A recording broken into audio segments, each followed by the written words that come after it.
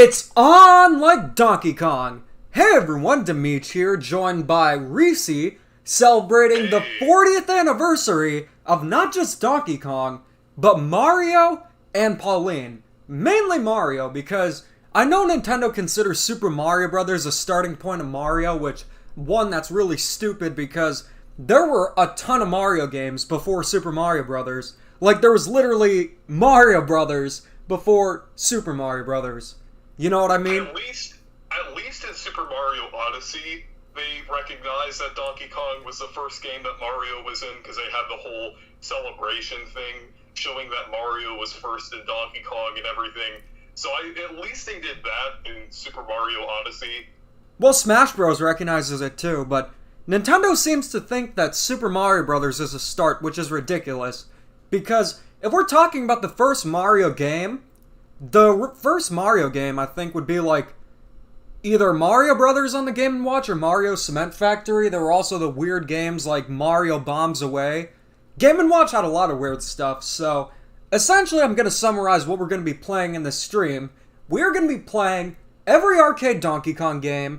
I would do Donkey Kong 2 on the Game & Watch, but I really can't get footage of the Game & Watch for obvious reasons because it's an LCD handheld. Though I do have Donkey Kong 2. I feel like in Furukawa's Perfect World, Pauline originated from Super Mario Odyssey, and Super Mario Bros. Was the very first Mario game. In Furukawa's Perfect World, Joy-Cons still drift regardless. Oh wait, that's reality. But we won't get into that today. We're going to be celebrating Donkey Kong. So, like I said, we'll be playing all the arcade Donkey Kong games. You can play the NES games if you have Switch Online, but I've always wanted the arcade versions of the game ever since I got a Wii, which was in like 2010, and I got the Virtual Console games in late 2010, mostly 2011. I'm like, how come they couldn't just put the arcade games? Because they're superior, but they're also a lot more difficult. It also has the Pie stage. Yeah, it does have the... It's not the Pie stage, you moron. It's the Cement Factory. I get what you mean, though, because they do look like pies. So, I'm gonna ask the viewers, should we do the original version or the international? Because the difference between the two is the original early version has the stages in the NES order, going from 25 meter to the Pie Factory stage, which is Cement Factory, then the Spring stage, and then the girders at the end. Or the Rivet, my bad. But if you choose the international, you go straight from 25 meter to the Rivet stage, 25 meter Spring Rivet, 25 meter Cement Factory, Spring Rivet. So, you know what? I think we will do the original version. I'm also using this with Joy-Cons that I recently customized. They're just pure, clear Joy-Cons with better analog sticks. I'm not using a Pro Controller. Did you see that version, or did you see that video where Lonely Gooba played like every version of the original Donkey Kong? Yeah, and that was excellent. So I'm just gonna say this. You're not a real man unless you play Donkey Kong, the arcade version, or Donkey Kong, the Intellivision version. or whatever the DOS one was with the pink Donkey Kong who looked like a skeleton pretty much. It was so weird looking at that video, seeing how before Nintendo had a console, they had these weird, these ports, which the Coleco version was good because they wanted it to be good, but because Coleco had the rights, they made inferior versions on the Atari 2600 and Intellivision to make the ColecoVision seem good. Granted, the Atari 2600 wasn't on par with the ColecoVision, but the Intellivision certainly was, so looking at the Intellivision version of Donkey Kong, that's an embarrassment. Though fans recently created Donkey Kong VCS on the Atari 2600, which is so much better, and they also made D2K, which is the modified version of the arcade one called Jumpman Returns. They oddly had that at Disney Quest. I don't care about Super Mario Logan. You're finally going to Dave & Buster's a week from Saturday. Well, I know it's your birthday. Happy birthday. The Patrick Show was a guilty pleasure.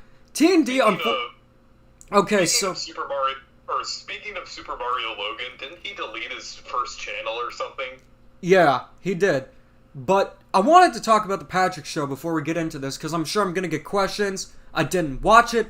T&D watched it. And essentially he told me that it was pretty much Pee-wee's Playhouse on crack, which is not a good thing.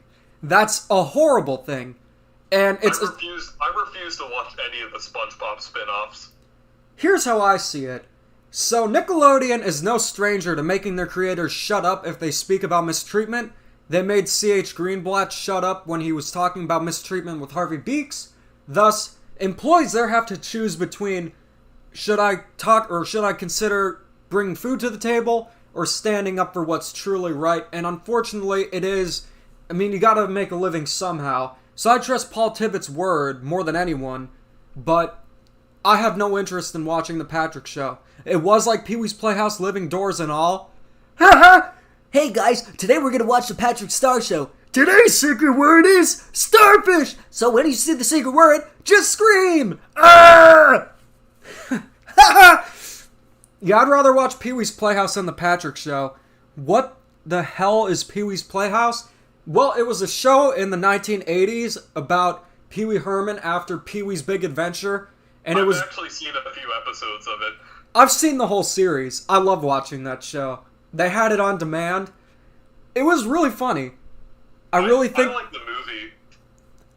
Which one did you see? Because there was a recent one. I think it was Pee-wee's Big Vacation. Oh, I was talking about the original movie, Big Adventure. Yeah, I heard Big Adventure was pretty good. And I think there was the circus one, although I could be thinking of something that doesn't actually exist. But we're going to play some Donkey Kong. This isn't a Pee-wee's Playhouse live stream. If there is a Pee-wee's Playhouse game, I would definitely play it, but we're going to be playing some Donkey Kong today.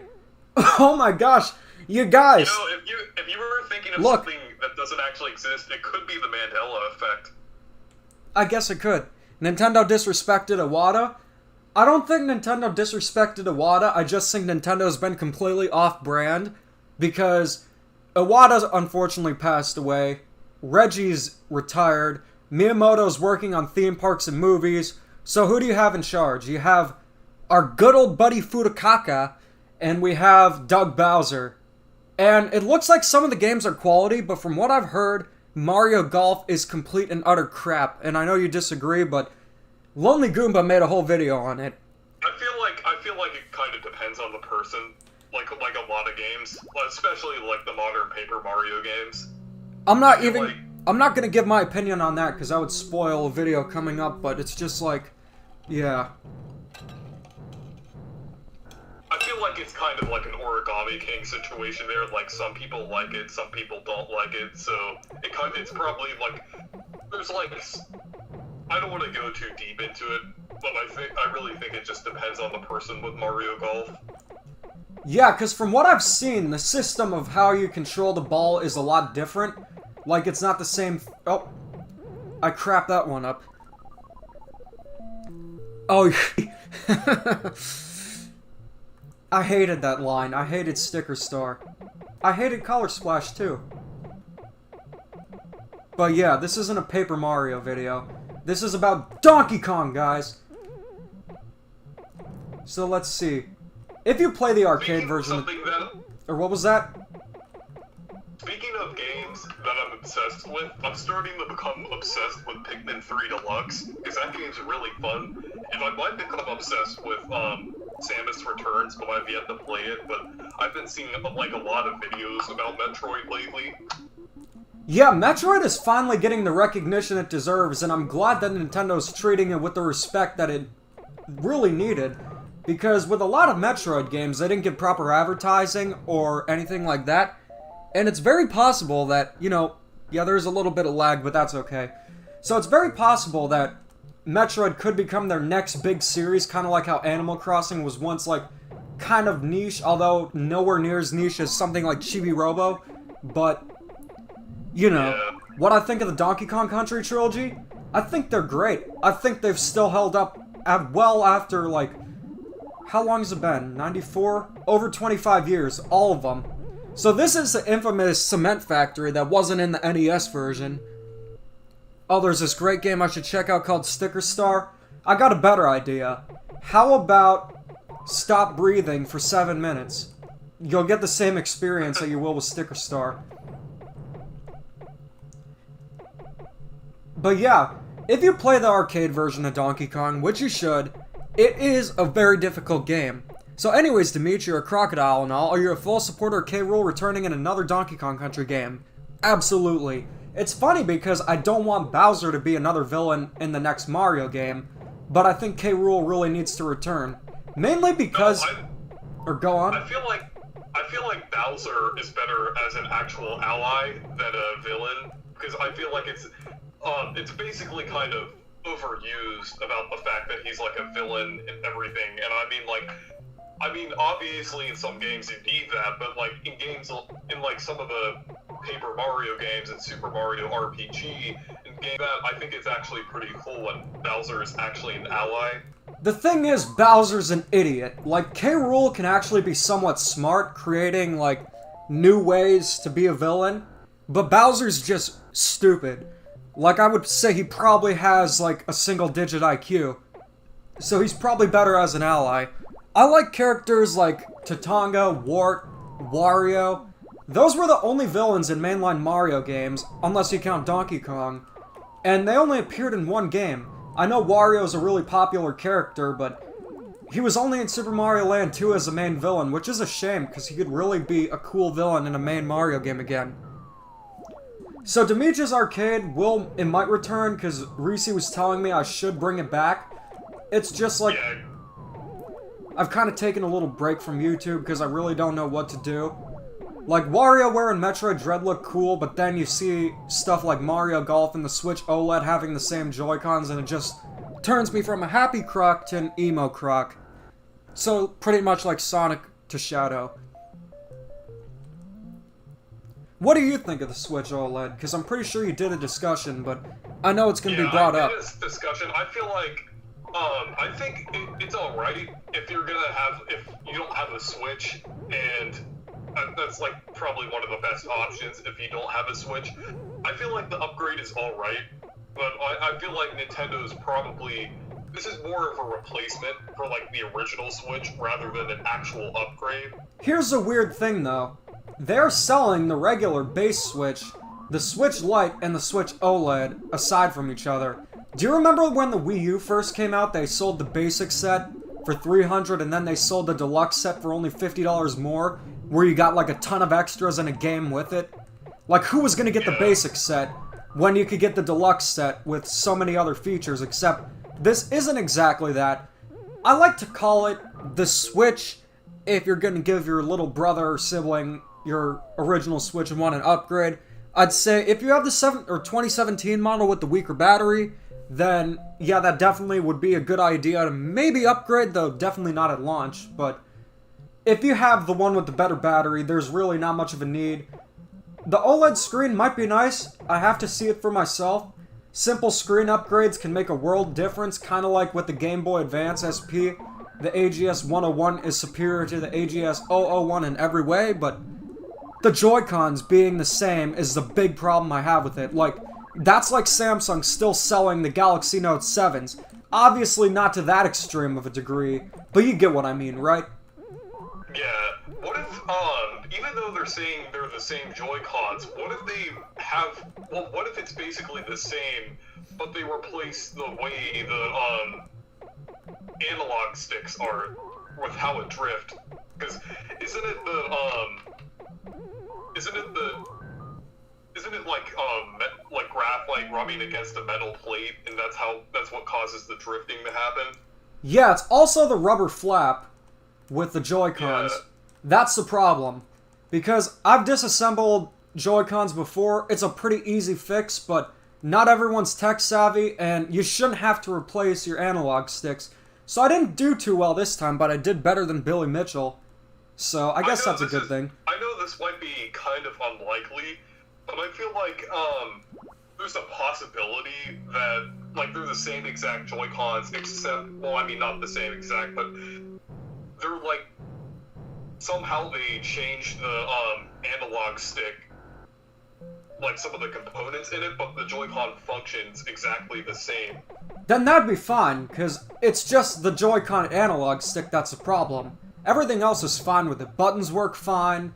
You know, I know the size of the Joy-Cons is a problem for some people. It's like, yeah, I could understand that if you're playing sideways, Super Mario Party because of that. And we're already getting a better Mario Party anyway, so that's a good thing. Although, I'm really not too big into the Mario Party series, surprisingly. When's the Rise and Fall of Pac-Man coming? It should be coming in August, I would say. No promises, it's just I've reevaluated a lot of my content. And I'm not sure if I want to be the Nintendo guy anymore, because for every WarioWare Get It Together, they do some stupid thing that pisses me off. And Nintendo YouTube's awesome, because you guys are willing to accept criticism and different opinions, but... So I'll use this as an example. Remember the Mario Kart 9 tweet I made saying, if Nintendo keeps releasing unfinished games, this is what Mario Kart 9's gonna look like? And I use the E3 2013 beta build. Oh, the mic was cutting out. So I'll essentially describe it again. Do you remember when I tweeted, if Nintendo keeps on releasing unfinished games, this is what Mario Kart 9's gonna look like? And I essentially just used the E3 2013 build of Mario Kart 8 with 12 characters, only 2 players. I made a Mario Circuit stage look super generic, and said free updates will be coming with Waluigi Pinball. That's kind of how I felt about Mario Golf. But Nintendo Twitter just went ravenous, they mocked me. There's actually a full-on shill account called Nintendo Fans Complaining About Nintendo, and they said, oh, we're rebranding, but I'm saying, with the moniker, what's the term for it? I'm trying to think of what it's called. What's it called? Like if you put a bunch of words or letters together, and then it stands for something. Acronym? Yeah, acronym. There you go. Kind of not thinking because I'm concentrating on Donkey Kong. They essentially just took the tweet, missed the purpose, and people got pissed at me. One guy blocked me because I dare said Mario Golf was lacking in content. And you know, I kind of I was surprised I wasn't blocked sooner. The thing is, like, I enjoyed Mario Golf, but I still think it has a lacking content. Yeah, it's just Nintendo Twitter's ravenous, and they said a game is only unfinished if it's like Cyberpunk 77. No, if the freaking 3DS game on a 240p screen with like so much less power has more content than your shiny new Switch game, that's a freaking problem. Yeah. That's a problem. If Mario Golf World Tour, which wasn't $40, it was $30, has more content than the $60 Switch game, that is a major issue. And sorry if I got heated, but I just needed to get that off my gator chest, because it's just like, it's ridiculous. Why do people shill for a company that doesn't give a damn about them? They only see them as a yen sign. That's it. They don't care about them. I feel like Twitter, I feel like the Nintendo fans on Twitter are like I feel like it's basically the worst part of, people who like Nintendo in general, amplified by like 100, because Twitter makes everything worse. It's not just Nintendo fans, it's like people in general, like fan bases in general, just makes it. I feel like on YouTube it's not really that bad, except for the people who cover like every single league, but like generally the people commenting and the people having like the genuine discussions and everything, like I feel like it's not really that bad. I think it's just Twitter that makes people like that, because I feel like it's those types of people are the vocal minority of Nintendo fans, because even though it seems like a lot of people, most people who like Nintendo games know that they're a company and know that they can make bad decisions and know that they don't always make quality products, and they don't entirely care about the people buying the products, and they mostly care about money. I feel like most people who are fans of Nintendo games understand that. Well, that's every company in general. They exist to make money. But it's just like, here's the thing. In 2013 to 2015, or during the Iwata era, I kind of get it, because Iwata was in every direct and kind of created a family-like fan base. I mean, there was Reggie, there was Iwata, there was Miyamoto. It kind of felt like family. But who's appearing in these directs besides Shinya Takahashi and Koizumi? And Koizumi, that's pretty rarely. It does feel recycled, I will agree with that, but Furukawa might be camera shy, which is okay, but I heard he can speak fluent English, which is not something that's common in Japan. It's kind of like the US, where people can only speak one language. Mila Ligo Elinika, I can speak a little bit of Greek, but a lot of people here can only speak one language. And it's just like, yeah, I agree with you. Twitter ramps everything up to 11. It's like the Nintendo fan base on crack. Yeah, I feel like just most Nintendo fans off of Twitter are just completely fine and normal people, like us and everyone in the chat. Yeah, exactly.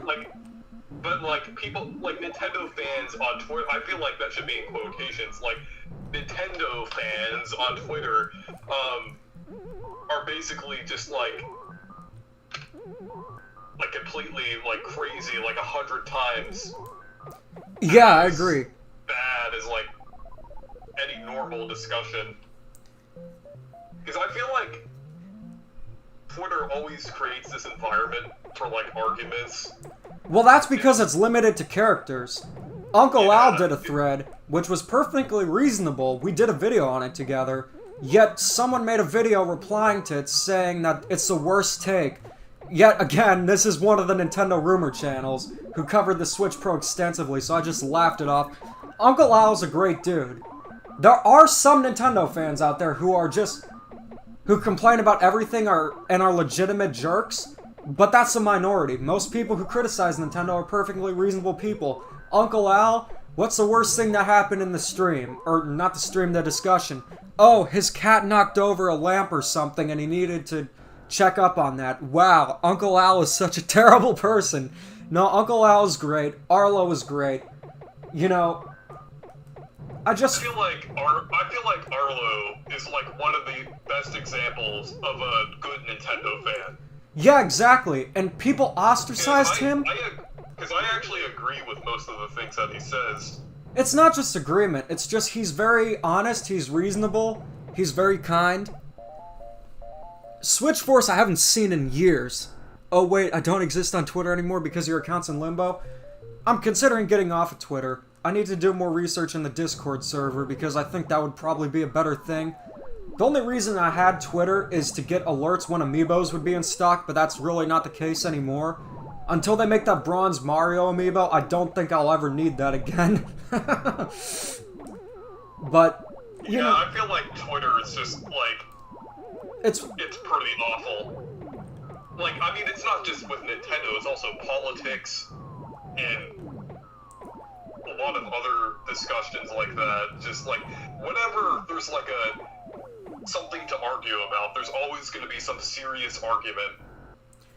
Yeah, exactly, but Cranky Kong's anniversary?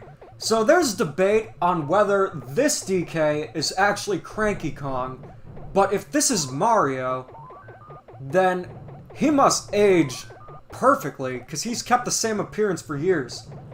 And there are some theories saying that this is Mario's father, Jumpman, but if you play Donkey Kong Jr., which we're going to play next, you will see that this is actually Mario. They just couldn't think of a name at the time. Yeah, and then also there's Donkey Kong 94 and Mario vs. Donkey Kong, which are basically kind of like one is the first game, then one's a direct sequel to the other.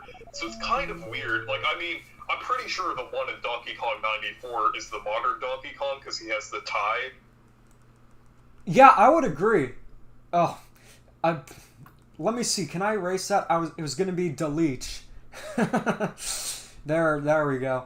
Billy Mitchell, I still beat your score.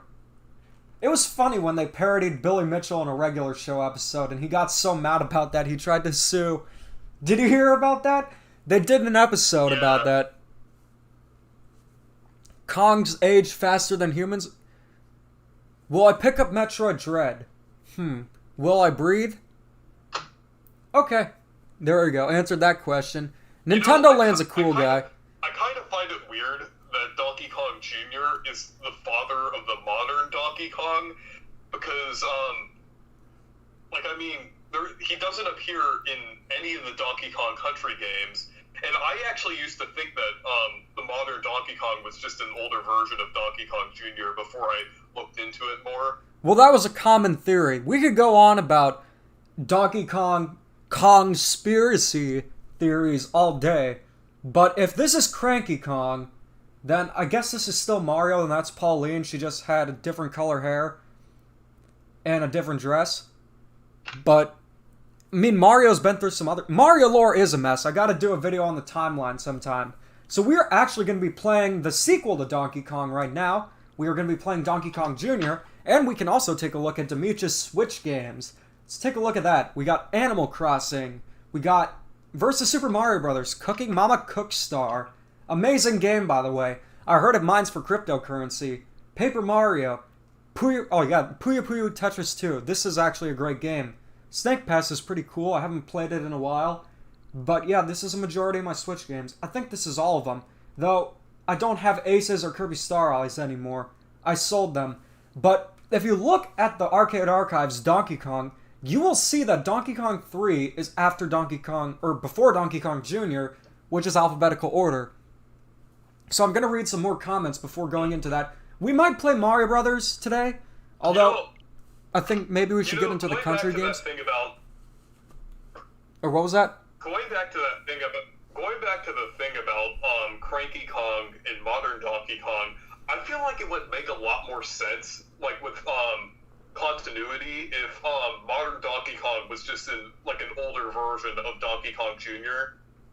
Because I mean, like, it just, like, with the time gap and everything, it just really doesn't make sense that he'd be Donkey Kong Jr.'s son. Yeah, it's very weird. Also, the reason why Donkey Kong looks the way he does now is because Rare worked on a redesign, and because Donkey Kong Jr. was originally Diddy Kong with the design, they either said make it a new character or keep it Donkey Kong Jr., and they kept Diddy Kong's design, which, in my opinion, was a mistake, because I prefer Donkey Kong Jr. That's just my opinion, I like Diddy Kong too. I also like Kiddy Kong, which a lot of people hate. I think he's hilarious. I like all the Kongs Kiddy pretty Kong much. is pretty cool. I don't think there's or what? I follow that one account on Twitter, the Kiddy Kong Facts. Have you seen that? Yeah. Yeah, the messy lore in Mario. You don't get the hate for Animal Crossing? I think the thing is it just lacks content that New Leaf had. If you're an Animal Crossing veteran, I get it. It didn't really impact my experience much, because I like the creative kind of games like Mario Maker, Flipnote Studio, WarioWare DIY, and Animal Crossing New Horizons perfectly fits into that. Reese made an amazing island, and I'm still working on mine, so I like New Horizons, but I totally get how the fans of Animal Crossing were underwhelmed by it. You know, the veterans of the series. And, you know, it is kind of mainstream Animal Crossing now. That's the first game a lot of people are playing. Diddy Kong is apparently Donkey Kong's nephew, so that would mean modern Donkey Kong would need a sibling. Wow. I think Funky Kong is just Donkey Kong's best friend. And also, they need to bring back a lot of the Kongs, because other than Donkey Kong, Diddy Kong, Dixie Kong, Cranky Kong, and Funky Kong, where have the rest been? Where is Lanky Kong? Where's Chunky Kong? Where's Kiddy Kong? Where's Tiny Kong? Candy Kong? Where are they? Even Donkey Kong Jr. was a Mario Kart Tour, though nowadays he has to sign a contract that he'll only appear in pixel form. Speaking of, shall we play some Donkey Kong Jr.? Yes, we should. You know, he actually was a playable character in Mario Tennis on the Nintendo 64, which I found pretty interesting. Yeah, that was very weird, especially considering that Diddy Kong was an established character then. Also, another weird part of Mario lore, why are there two Marios carrying the cage? This was before Luigi, by the way, but could that be Luigi dressed in Mario's clothes because he didn't have his green clothes available at the time? Though if you look at Luigi's original design, he did wear green, but he also had a brown shirt. It could be Dr. Mario. It could be he was a doctor. Dr. Mario before he was a doctor. It's only a matter of time until they make Dentist Mario. Developed by Line, only for mobile. They need to make a Dr. Mario game on Switch. Speaking of Dr. Mario and Mario, remember that tweet I made about Mario and Paper Mario being the same character, and then a lot of people got mad at me for that? If they'll get mad at you at that, they'll get mad at you for anything. I mean, in Paper Jam, the lore is different, but it's like a different type of game. But no spoilers for Mario and Luigi, because I've only played Superstar Saga and Bowser's Inside Story. I'm almost done with Bowser's Inside Story. Also, let's debate, are those eggs or is that bird crap? Because if there were eggs, they could be white, but bird crap is also white. It feels like I'm reciting an angry video game nerd episode, which I am, but I'm making it monetization friendly. But yeah, if you play the arcade version of Donkey Kong Jr., it is much, much more difficult than the NES version. This one is ridiculously hard, and the physics are different too. The ones in the NES version are better, and I would say that just in this case, the NES version is superior, simply because it controls a lot better. But it's still really cool playing the arcade one, and you'll see why. Because you're gonna get something awesome here.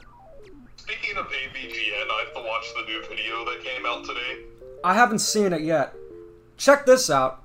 This is a cutscene that you don't get in the NES version, where Mario has a hideout.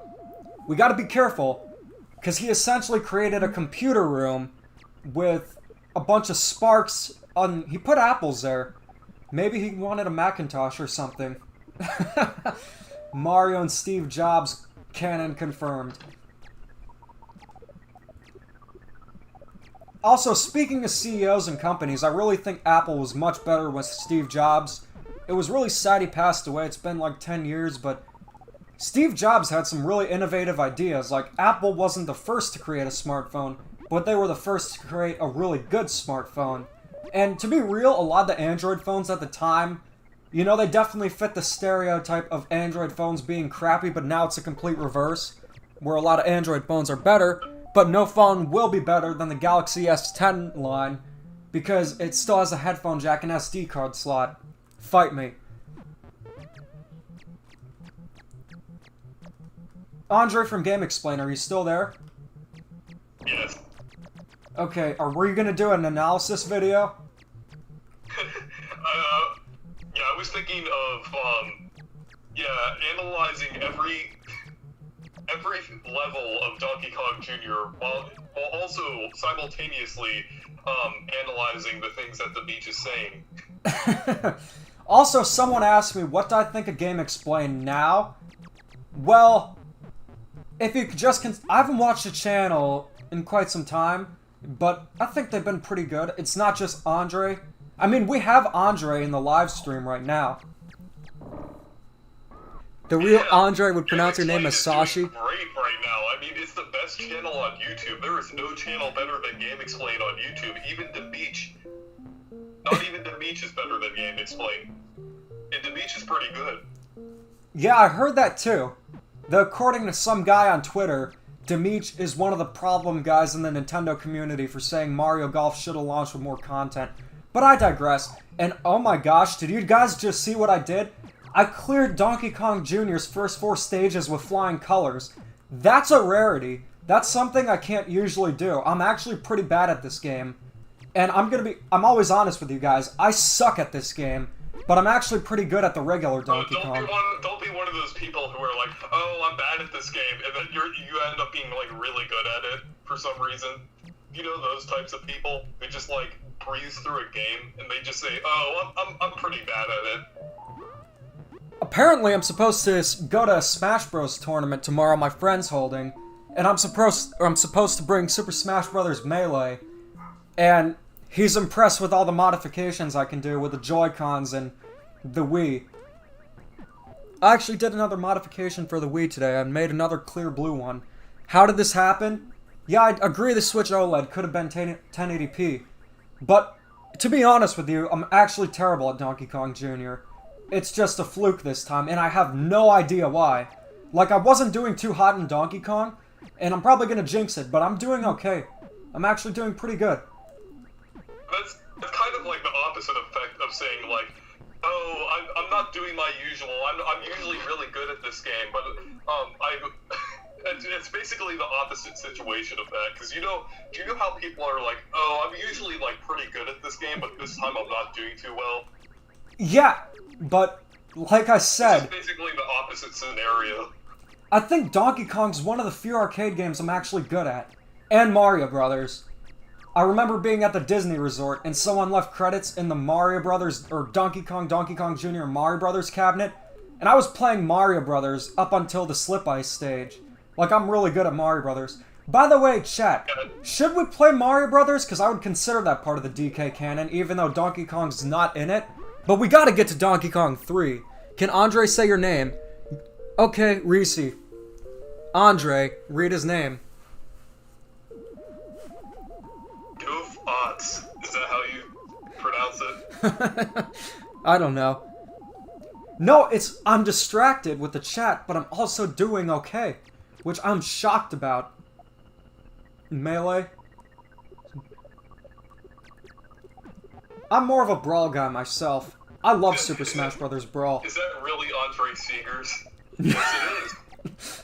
From Game Explain, it's me. And I'm John from Nintendo Life. Hey guys, John here, and I just jinxed it by being John. This guy looks too similar to Kiddy Kong. People actually say, there was actually a couple people who said I sound like an American John. I saw that, and a lot of comments I've been getting is I sound like Ed from Ed, Edd and Eddy. I mean, I did an impression. I'm a woodpecker, except with dirt. I also get a lot of comments saying I sound like Seuss. One time someone said I sound like Obama. So who don't I sound like? Pretty much. Also, you'd get a kick out... Game Explain? Yes, it's me. You'd get a kick out of this story, Reese. So, I was a little bit stressed out earlier. I don't know why. But I get a phone call from my grandma, and she said, "Have you seen the show Family Guy?" And I said, "Yes, I have. What about it?" They're doing an episode about the Athenians versus the Spartans, and because I'm Greek, it's significant. You should watch that show. I have no idea it was so good. So she was thinking it was some family-friendly cartoon, and like, I don't know what to tell her. I want her to get to the episode where Chris marries... I'm about to pass out laughing. Because it's just like, I don't want to say it, but I want her to get to that episode. She said I had no idea it's that good of a show, and it was a tame episode. It was the one where they were doing a parody of ancient Greece. My gosh, I'm about to pass out right now, but it's just like...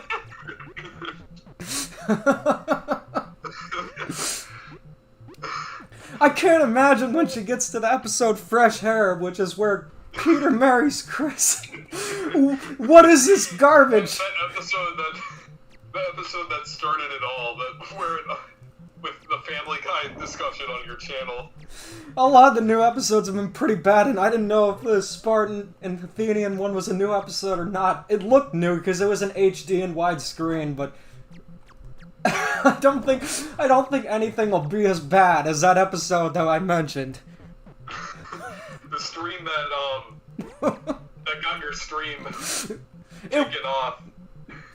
Like, if you see the episode, of course it's made for the shock value, and there's an actual motivation why Peter does it, but it's just like, why would he make an episode about that?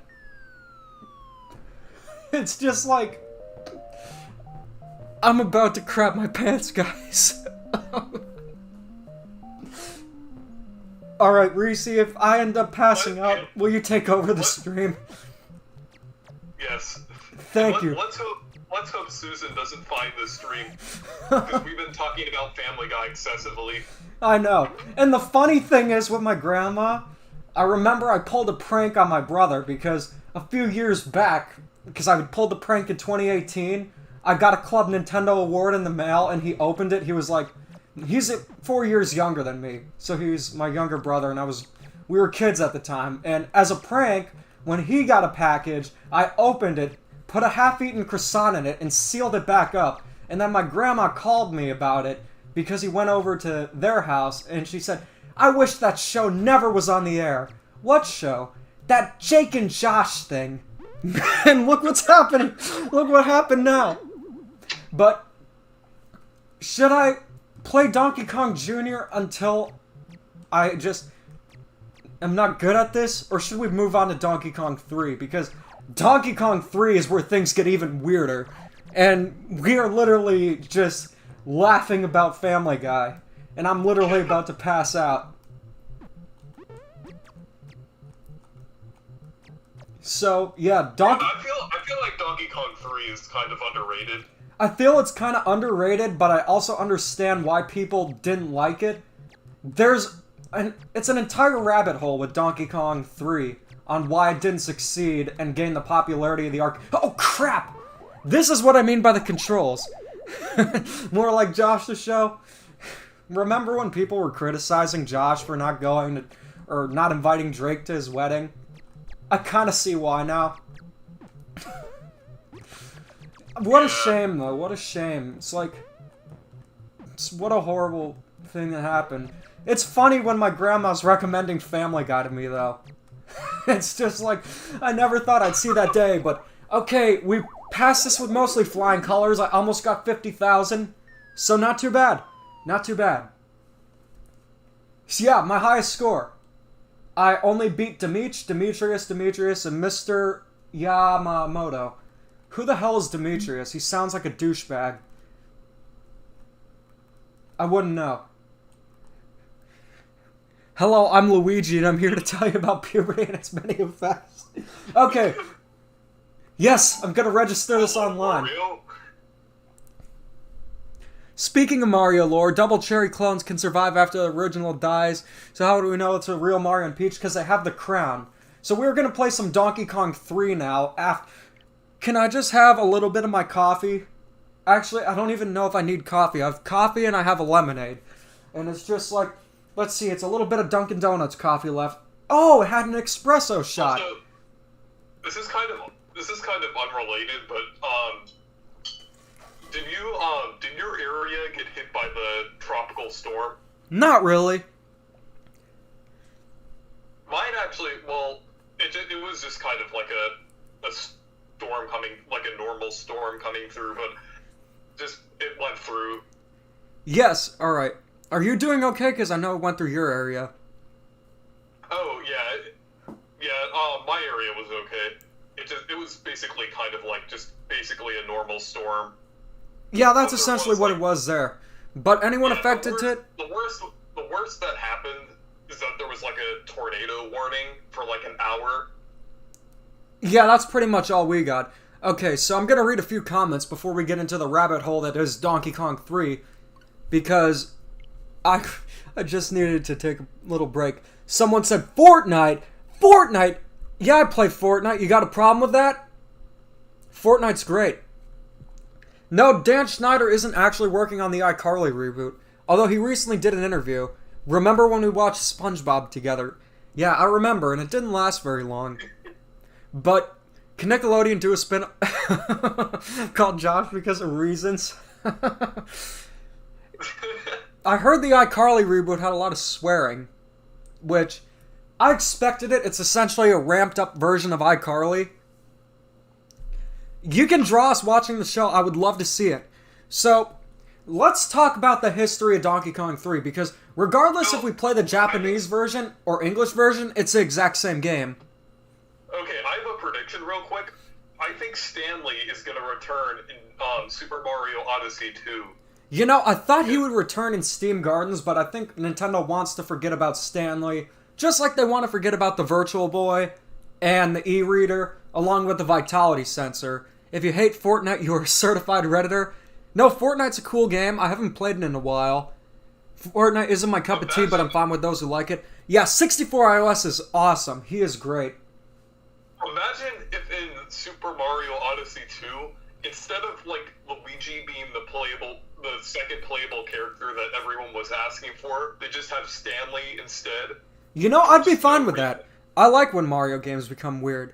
So, let's talk a little bit about the history of this game. Because, like I said, the only difference between the Japanese version and the English version... And no, this isn't the English version, the bloody English version from the UK, chap. This is the Nintendo of America English version. So you're not going to see British Demeech anytime soon, even though I could probably do the accent quite well. So, I could tell you exactly what went wrong with this game. You see that release date? 1983, the video game crash. Although that's hardly the contributor, because arcades were still thriving. What killed this game was Nintendo never released a dedicated arcade cabinet for it. Did you know that? I actually didn't know that. Gaming Historian did a great video on it. He did a wonderful video on it. You should definitely check out Gaming Historian if you love gaming videos. He's awesome. And with Donkey Kong 3, it was released as a conversion kit. That way, arcade operators can convert their Donkey Kong, Donkey Kong Jr., and Popeye cabinets, I think Mario Brothers as well, into a Donkey Kong 3 cabinet. So it never got a proper release. Needless to say, the quarters kept on rolling for Donkey Kong and Donkey Kong Jr. and I think Popeye, because Donkey Kong, 60,000 units. Donkey Kong Jr., 30,000. Want to take a guess about how much Donkey Kong 3 sold? 5,000 units. It's like nothing. But I think the thing that really separated Donkey Kong 3 from the first two is the gameplay, which we're definitely going to take a look at. And by the way, I wanted to address a few things. Oh man, yeah, it's sad Nintendo wants to forget about Mario Kart Arcade Grand Prix. Although the Thundercloud's an item, though, it totally works differently in Mario Kart Wii compared to the arcade games, but... You know, since they're releasing Cruise and Blast on the Nintendo Switch, that kind of gives me a little hope that they're actually gonna port more of the Nintendo licensed arcade games. Yeah, and those would be ports I'm fine with, and Cruise and Blast is $40. Port over the Mario Kart Arcade Grand Prix games, $40. You know what? $60 would be fine with that. I'd pay an arm and a leg for that. Luigi's Mansion Arcade? Got me sold. So, I'm gonna announce a few videos. I was originally gonna do every Donkey Kong game ranked today, but I would have to rush out the video. Of course, there was a hurricane, and I've been spending a little bit of time at my grandparents' house. So I returned today. I'm working on the script. So, every Donkey Kong game ranked is coming. Every WarioWare game ranked is coming. And the Rise and Fall of Pac-Man's definitely coming. I'm aiming for August at the latest. I just want to make sure it's really good. Will there ever be Donkey Kong Country Returns 3? There's rumors of a new Donkey Kong game, and I think it's bound to happen. But let's take a look at the actual Donkey Kong 3. Spray Donkey Kong to the top. You know, Donkey Kong Country 3 is infinitely better than this because it has Kiddy Kong. I mean, that's where this game fell flat. It didn't have Kiddy Kong in it. That's the single reason why this game didn't do well, because there was no Kiddy Kong. I guess you were playing a little bit of Mario's Time Machine, because this game released, like, over a decade before. But take a look at this gameplay, guys. What does this remind you of? Does it remind you of Donkey Kong? Does it remind you of Donkey Kong Jr.? Or does it remind you of a game like Space Invaders, Galaxian, or Galaga? That's because this game is a hybrid platformer shooter where you can either win of one of two ways. You spray Donkey Kong to the top, or you kill all the bugs. So, I think I'm gonna go for spraying Donkey Kong to the top because I just got the super power-up. And this is where the game really deviated from the original. Because you spray Donkey Kong where the sun don't shine. I hope not. I hope you're spraying him in his stomach. And that's how you beat the game. Also, one thing I really like about this game is that the quality of the audio is so much better than the original Donkey Kong games, Donkey Kong and Donkey Kong Jr., because as much as I like the charm of the arcade games, the audio quality is not good. Like, it's pretty bad. But here, it's really good. This is also the first game that was composed by the composer of Earthbound, which is one of your favorite series. But yeah, this game is completely different. So you gotta watch out for the Queen Bee. I wonder if Mayor B is in this game.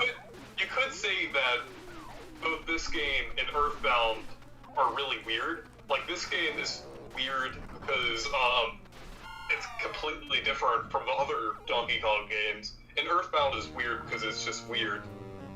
Yeah, I would say so, except I don't think it was developed by this. It wasn't developed by Jupiter. This was one of Miyamoto's creations. This is totally Miyamoto, going for something different. The theory why Stanley is in the greenhouse and Donkey Kong invaded the greenhouse is mainly because the story of the first two already concluded. That was Gaming Historian's theory on it. But regardless of what it is, it's a very bizarre game. I actually did a hack of Donkey Kong 3 on the NES where I replaced Stanley with Mario, and even then it's a weird game. Like, even if they added Mario instead of Stanley, it'd still be a very bizarre game. imagine if he ended up doing well, and then Stanley became a popular character instead of Mario, and they just phased out Mario. What if that happened, like, as an alternate history thing for Nintendo? Well, they don't look too different from each other. The only difference is Stanley doesn't wear a hat, and he shaves. So he's essentially Mario without a mustache. What is the current state of 3D Origins? So I've come to the realization that there's pretty much nothing I can do to make that series creative like the Origins series. You're not going to see the cool videos like interviewing Justin Bertie, the cool collabs, stuff like that.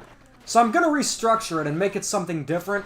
For example, instead of doing a 3D Origins episode on Odyssey in the style of a Mario Kart Origins episode, it'll be something along the lines of In Defense of Super Mario Odyssey, because a lot of people seem to hate the game now.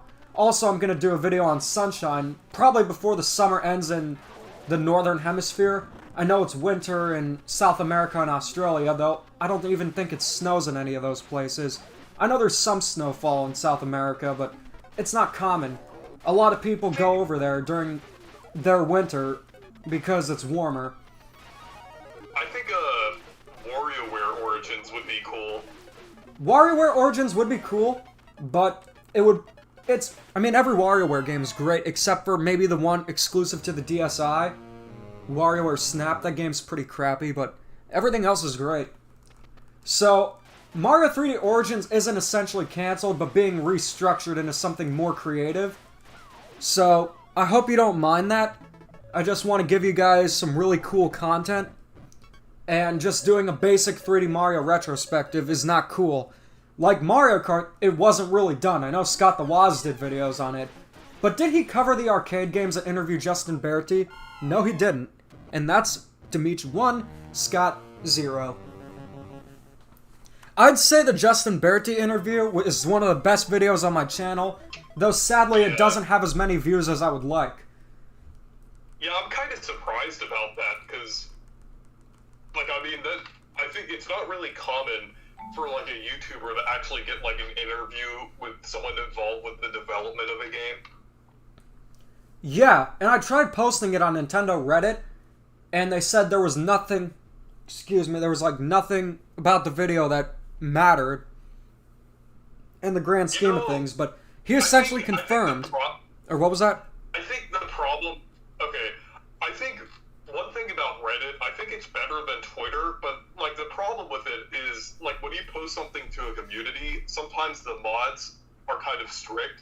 They just, like, delete things for basically no reason, even though you're complying with the rules and everything. It kind of depends on the subreddit you're on. But I posted something earlier today, it's not really, like, a gaming-related subreddit, but it's, like, something different, but, I posted it on there, and they just, like, instantly deleted it, even though it went with all of the rules. Yeah, exactly. That's what happens. I think they just hate links. Unless it relates to Zelda, of course. But let me read some comments. Yeah, I think the gaming subreddits do that a lot less. That's why I mostly post on gaming subreddits like r/Paper Mario, because they barely ever remove anything from that subreddit unless it's, like, really toxic.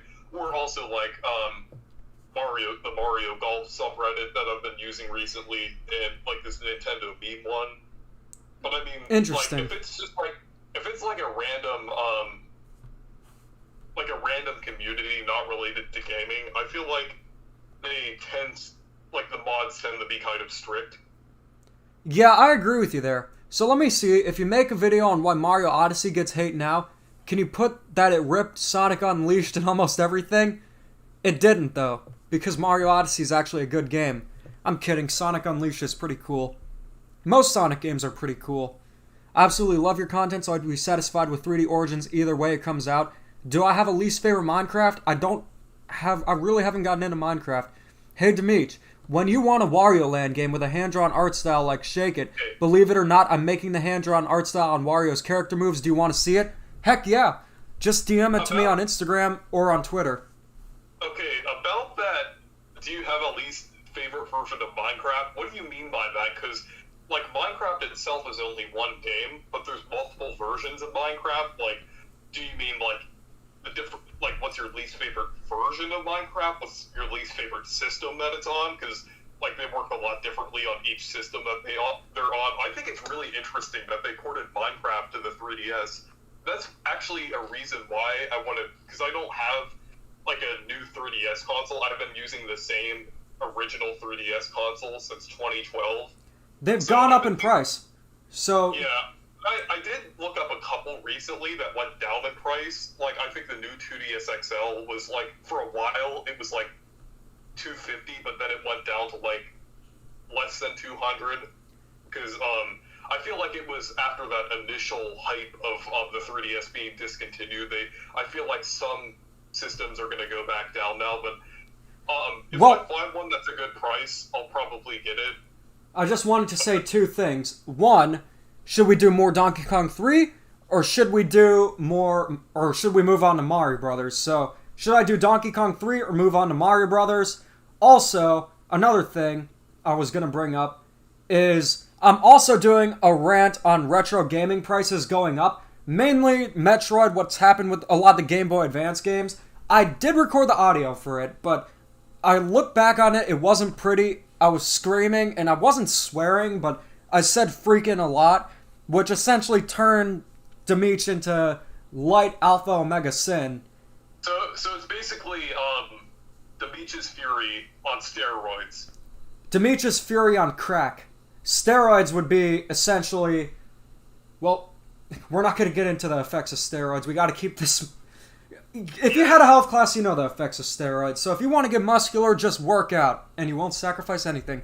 Alright, Mario Brothers. So, Jordan asked Mr. Andre Seegers, who's your favorite Mario girl?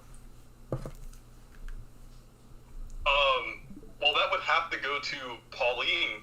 Because actually, that's kind of relevant. It actually certainly is relevant. I would say Pauline, too. Let me rank the Mario girls. Pauline, because she went from being a damsel in distress, then literally to running one of the biggest cities in the world of Mario, although they've been on actual Earth, so...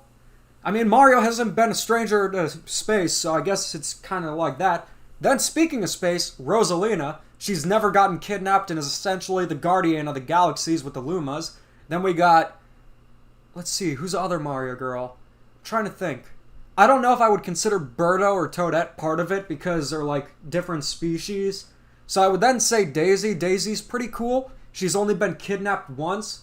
Although I really do think Nintendo really has to acknowledge Luigi and Daisy's relationship more. And then finally Peach, because I freaking hate her. I hate Peach. I do like Peach in the Paper Mario series. I mean, yeah, I just have to bring that up. But I mean, like, even though I talk about Paper Mario too much, I mean, that's where she shines. The Paper Mario series, especially the 1,000-Year Door in Super. So I feel like she has really good dialogue in those games, especially like with the intermissions in the 1,000-Year Door. Yeah, I would agree with you there. In the RPGs, Peach is cool. In Super Princess Peach, she's cool. But in the main games, she kind of sucks. Except for 3D World and Mario 2. That's where Peach is pretty cool. But isn't Birdo a guy? Birdo is trans, but Nintendo refers to Birdo as a girl. And I would assume that Birdo's a girl. I mean, if Birdo identifies as a girl, I guess that's what it consists as. So Birdo would definitely be considered a Mario girl. Where would she rank? Well, Birdo is a weird character. Not in regards to any of that, but weird in the case of Birdo was originally a villain, but Mario 2 was a dream. But the world of Doki Doki Panic is real. And Birdo is an actual character, along with the Shy Guys. So, I would say Birdo ranks above maybe Daisy, just because I like the lore of Birdo more. And I think Birdo's a really cool character. I would put Toadette behind Daisy, though, because I'm really not a big fan of Toads. Also, another thing. Can we technically consider that Mario RPG characters as Mario girls? We could. Because, like, Vivian is definitely one of my favorites. Yeah, I would put Vivian, like, above Birdo. I think Vivian's awesome. Flurry's pretty... I like Flurry. Vivian, for me, is, like, the same tier as Pauline, but I just like Pauline slightly better. What do you think of Flurry? I hate Flurry. Why do you hate Flurry? Because, like, okay, one, she's just a really bad partner to use in the Thousand Year Door. Like, all of her moves are just really weird, and it just, like, her design is also, like, kind of weird, too. It's kind of out of place. I mean, that's what makes it great. Yeah, Ashley's great, Mona is great. Any of the WarioWare girls, they're pretty great. I think Captain Syrup's another great one. I pretty much like all the girl characters in the Mario, Wario, and Donkey Kong series, and Luigi series, of course. Like, who was the lady in Luigi's Mansion 3? I forget her name. I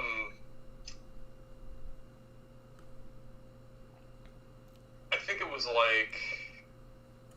I'll remember it eventually. Like Helen Gravely? Yeah, she's awesome. It's just, if they keep Peach as a damsel in distress, it's not funny. Or, not funny, no, it's not cool, because Peach could do a lot more.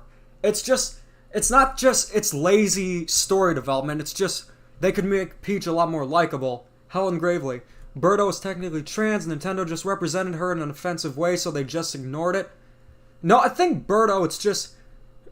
Nintendo's weird when it comes to canon, because they said the Koopalings were Bowser's kids and they got disowned or something.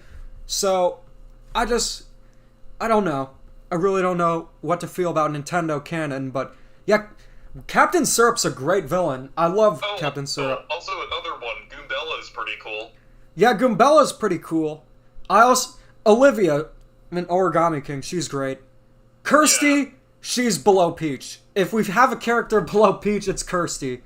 Yeah, Kirsty's on the same level as Flurry for me, though I like Flurry slightly better. That's an insult. So let's play some Mario Brothers before I ever think of Sticker Star and have PTSD again. So let's check out the intro, Mario Brothers.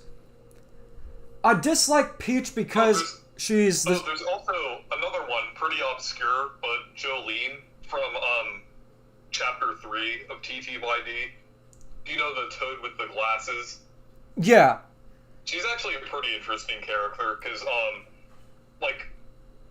I think, if I remember, like, her brother was, like, trapped in the machine there, and then, after the when the chapter ends, you save her brother, because, like...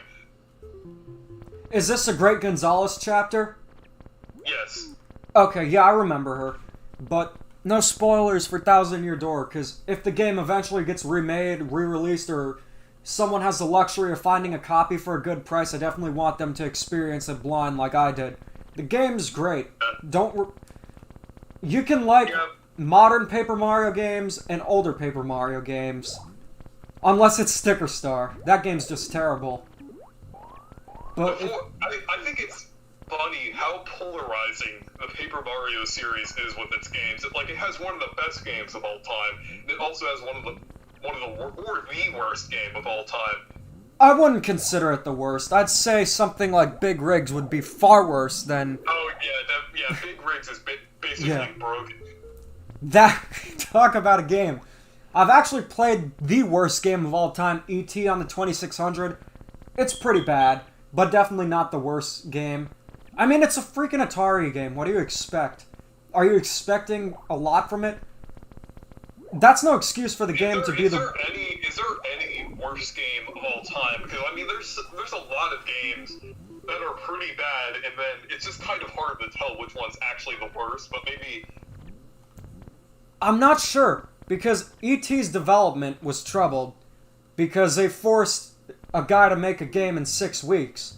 The same thing happened with the awful port of Pac-Man. Is it AVGN's worst game, Big Rigs? His worst game is Big Rigs, I think. Or actually the Tiger games. Before that it was like Dr. Jekyll and Mr. Hyde. I still think he considers Dr. Jekyll and Mr. Hyde his least favorite game of all time. Like, for example, I'll use this as an example. I think Paper Mario Sticker Star is the worst Mario game objectively, though the one that disappointed me the most was Mario Tennis Aces. I would rather play Mario Tennis Aces, but I find Sticker Star far worse. I'd rather play most games than Sticker Star. Actually, all games than Sticker Star. Because, I mean, like, some games are objectively worse than Sticker Star, but Sticker Star just ruined a whole series. Well, I wouldn't really say that. I'm not gonna get too much into spoiler territory, but I get what you mean, totally. Color Splash was not much better. I've heard some people like the game, but it's just... I think the battle system really killed that game, and even though you get the paint scraps, you can easily beat the game without them. Like it's an illusion of experience. But Origami King, from what I've played, the battle system, I think it would flow better if it was just real-time combat like Super Paper Mario, but it's not useless because it does have the item durability, but that's pretty much every modern Nintendo game, except for Super Mario Odyssey. I mean, Legend of Zelda Breath of the Wild had it, Animal Crossing has it, Paper Mario had it. What's another modern Nintendo game? I think... Not a Nintendo game, but I think they basically took this from Minecraft, because Minecraft does the same exact thing, and they probably saw the popularity of Minecraft and wanted to take some inspiration from it. So that's probably what I think. If I could only play one game for the rest of my life, what would it be? Well, Super Mario Odyssey is my favorite game of all time, but if I had to choose one game, that's a tough question. I really couldn't tell you. I would probably choose, like, Minecraft, because it has, like, infinite replayability. Maybe Super Mario Maker 2, though don't hold me on it. Or also Animal Crossing. Yeah, Animal Crossing is a good choice, but I like more action-oriented games. Like this one. So we're gonna try and get the not Shell Creepers, I always get them mixed up, the Sidesteppers, lined up. These are actually in, Paper Mario, the Origami King, which I found really cool. I'm pretty sure, did you get past that part yet? Oh, I did. I thought that was really cool that they brought them back. Yeah, I found it cool that also the first Vellumental is essentially a Shell Creeper. Though I find it quite odd that the characters who are the Vellumentals remind me more of Pokemon than Mario characters, and I'm not sure if that's a good thing or not. What do you think? I think the Vellumentals were actually like a pretty cool idea because like I feel like it's pretty refreshing to see like actual, even though they're origami, I still think it's pretty cool to see like unique designs in a Paper Mario game that are not like office supplies. On the topic of that, why does one of the worst bosses in any Mario game have to have one of the coolest themes? The Hole Punch boss in Paper Mario the Origami King has one of the best boss themes, yet it's one of the most dumb bosses. Like, I'm gonna do a full video on Paper Mario the Origami King, hopefully by July 17th, because that's the 1-year anniversary of the game, but... I do like the story of that chapter, though. Like, even though I feel like it would have been more fitting, like, with if they had, like, an actual enemy, like, Tunton Koopa or something like that being like the boss of that chapter. Well, I mean like a character similar to that, not the exact character, but I think it would be more fitting if they had like some kind of like character like that, like this ancient like character or something like that be the boss of that chapter rather than like a hole puncher that'd be called Hole Punch for some reason. Well, the polar bear kind of reminded me of Beartic from Pokemon, though the polar bear variant. I think there is a polar bear Pokemon now. I think it's the one with the booger, though I might be wrong. There is one Pokemon that's like a polar bear and it has a booger hanging out of its nose. I'm not kidding. Pokemon Black and White might have done a lot of great things and had some cool designs. I think Vanilla Ice and Garbodor get too much hate, but I don't think it was a good idea to have the polar bear Pokemon essentially have a snot bubble hanging out of its nose. But I will say one thing about the bosses in Origami King, being the office supplies, that has to be... It's really stupid, and there's no excuse for it. That kind of thing would fit well at the end of a boss stage in WarioWare. That would make sense. Considering it's made by Intelligent Systems, like if there was a stage and they had like an artist character in WarioWare, then that would make sense. You know, like if there was it would be cool if they had like a micro game themed around Paper Mario. I think that would be cool, but Intelligent Systems, they haven't acknowledged it, but they could in the new one. Although I know for certain that WarioWare Get It Together is rated E10 because there is literally a game where you're scooping crap out of a cat's litter box. I'm not kidding. But it's WarioWare, what do you expect? Stealth tweeted that out. I think there's going to be a Fire Emblem Three Houses themed micro game in it. Well, they had a Mario Land themed one, so... I mean, they have the 9-volt, the 18-volt, and the 5-volt stages, which are Nintendo themed. But we could keep the Paper Mario discussion for another day, because this is all about Donkey Kong. It's all about you, DK! On your 40th birthday? Pay attention to you, DK! I thought it was funny how a decent part of the stream was just us talking about Paper Mario while you're playing Mario Bros. On a Donkey Kong stream. Well, the reason I'm playing Mario Brothers is because it's significant to the lore of Donkey Kong. Why else would they have a Donkey Kong... Technically, if you're playing Mario Bros., you should go ahead and play Super Mario Bros., because that technically takes place after this one. And then you can play Super Mario Bros. 2, and then 3, and then World, and then you can just... And then maybe the Donkey Kong Country games, technically, because you could, Actually, but you'd have to play, like... You know, Donkey Kong Country I might consider. But we're not going to get into Super Mario Brothers. That was last year and you blew it, buddy. 3D Origins ain't saving ya. If it had Super Mario Galaxy 2 and 3D Land, maybe. But you know what's funny? 3D Origins looks like a... I mean, 3D All-Stars. I'm thinking of my series. 3D All-Stars looks like a steal compared to Skyward Sword HD. I can't believe people are defending the price of that game. Like, if it was $30... There's a lot of people actually defending the price of that game. People are saying, like, oh, you just don't want people to enjoy it. You're just hating on it so other people can't enjoy Skyward Sword, and you just hate Skyward Sword because it's one of the most hated Zelda games. I haven't even played the original Skyward Sword, so I'm not even hating Skyward Sword. I'm pretty sure it's a good game. I'm just saying that it isn't worth $60. I don't even think it would be worth $40, though I would probably buy it if it was $40. I'd say $30 is a fair price point for most Wii U ports, and definitely this game. $30 max. That's what I got Pikmin 3 Deluxe for, and I think it's totally fair. But if we're going into the realm of, like, $60, that's ridiculous. WarioWare Get It Together is $50, and that's a brand new game. Also, I think it's ridiculous that they're making the Mario sports games that are unfinished $60. Like, if they were free-to-play games, I wouldn't be as harsh on them, but that's not the case. But I've ranted about the Mario sports games enough. But I haven't really played much of Skyward Sword. It looks cool. It's only divisive, mainly because of the motion controls. But if you get into them, I heard they're good. The BitBlock did a video defending the motion controls in Skyward Sword, and he said essentially that made the experience of the game for him at least. Starchronics, good to see you. If you want to join the call, you're more than welcome to.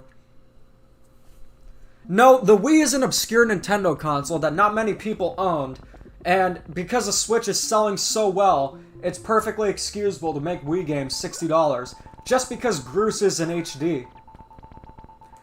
What would you rather get? Would you rather get Skyward Sword HD with Groose in HD, or 2 bottles of Grey Goose for $60?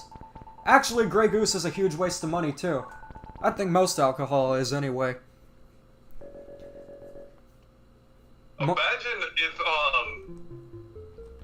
I just had a thought here, because, like, you know how, what if Nintendo, like, on their next console, their lack of legacy content is so bad, like, when it gets to the Mario 40th anniversary on their next console, they just port Super Mario Bros. For $60, and they're like, Super Mario Bros. HD, and that's like the only game they re-release from before the Wii U era on that console. That... I don't think they'll get to that Mario point. Bros. HD. Also, speaking of Wii U, Starchronics and Reese, is it hard to mod your Wii U? Because I got a burner Wii U that's coming that I'm going to modify. It's not really that hard, because all you really need to have is like a SD card, and I haven't done it since 2018, so I kind of forgot like how to do it specifically, because I was doing like a tutorial I was watching a tutorial of it, but like it really wasn't too hard.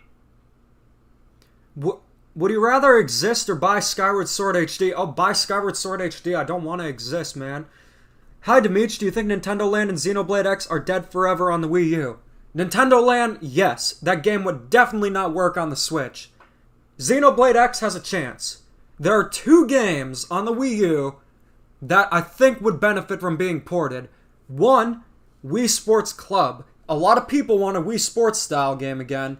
I think they should just remake Wii Sports Resort or go for Jordan's idea of Wii Sports Ski Resort, which is a winter theme. That'd be super cool because the Wii Sports games are amazing. Also, Watch Mojo ranked Wii Sports Resort as Nintendo's worst game of 2009. Anyone have a barf bag? Yeah, I've heard the rumors of Donkey Kong Animation. Star Chronics. So to answer your question, we are doing well. At, I'd say, the Donkey Kong Jr. portion of the stream, I almost had a heart attack because I was laughing that my grandma recommended a Family Guy episode to me. So I'll essentially go over the story because you weren't here for it and it's worth repeating. So long story short, I was having a little bit of a rough day. Then I get a phone call from my grandma saying, "Hey, have you heard of the show Family Guy?" And I said, "Yes, what about it?" "There's this episode on talking about the Athenians versus the Spartans. It's really cool. I didn't know this show was so good. I'm gonna start watching it." And I'm gonna just, I didn't want it. She thinks it's like some family-friendly cartoon like the Flintstones or SpongeBob, when in reality, if she gets an episode like Fresh Hair, she's gonna be like, "What kind of crap is this?" But yeah, we are gonna play some Donkey Kong Country now. So we're gonna go to the dreaded Switch Online app. And no, for anyone thinking we were gonna play Spanky's Quest, we are not. We are gonna play Donkey Kong Country, then Donkey Kong Country 2, maybe Donkey Kong Country 3.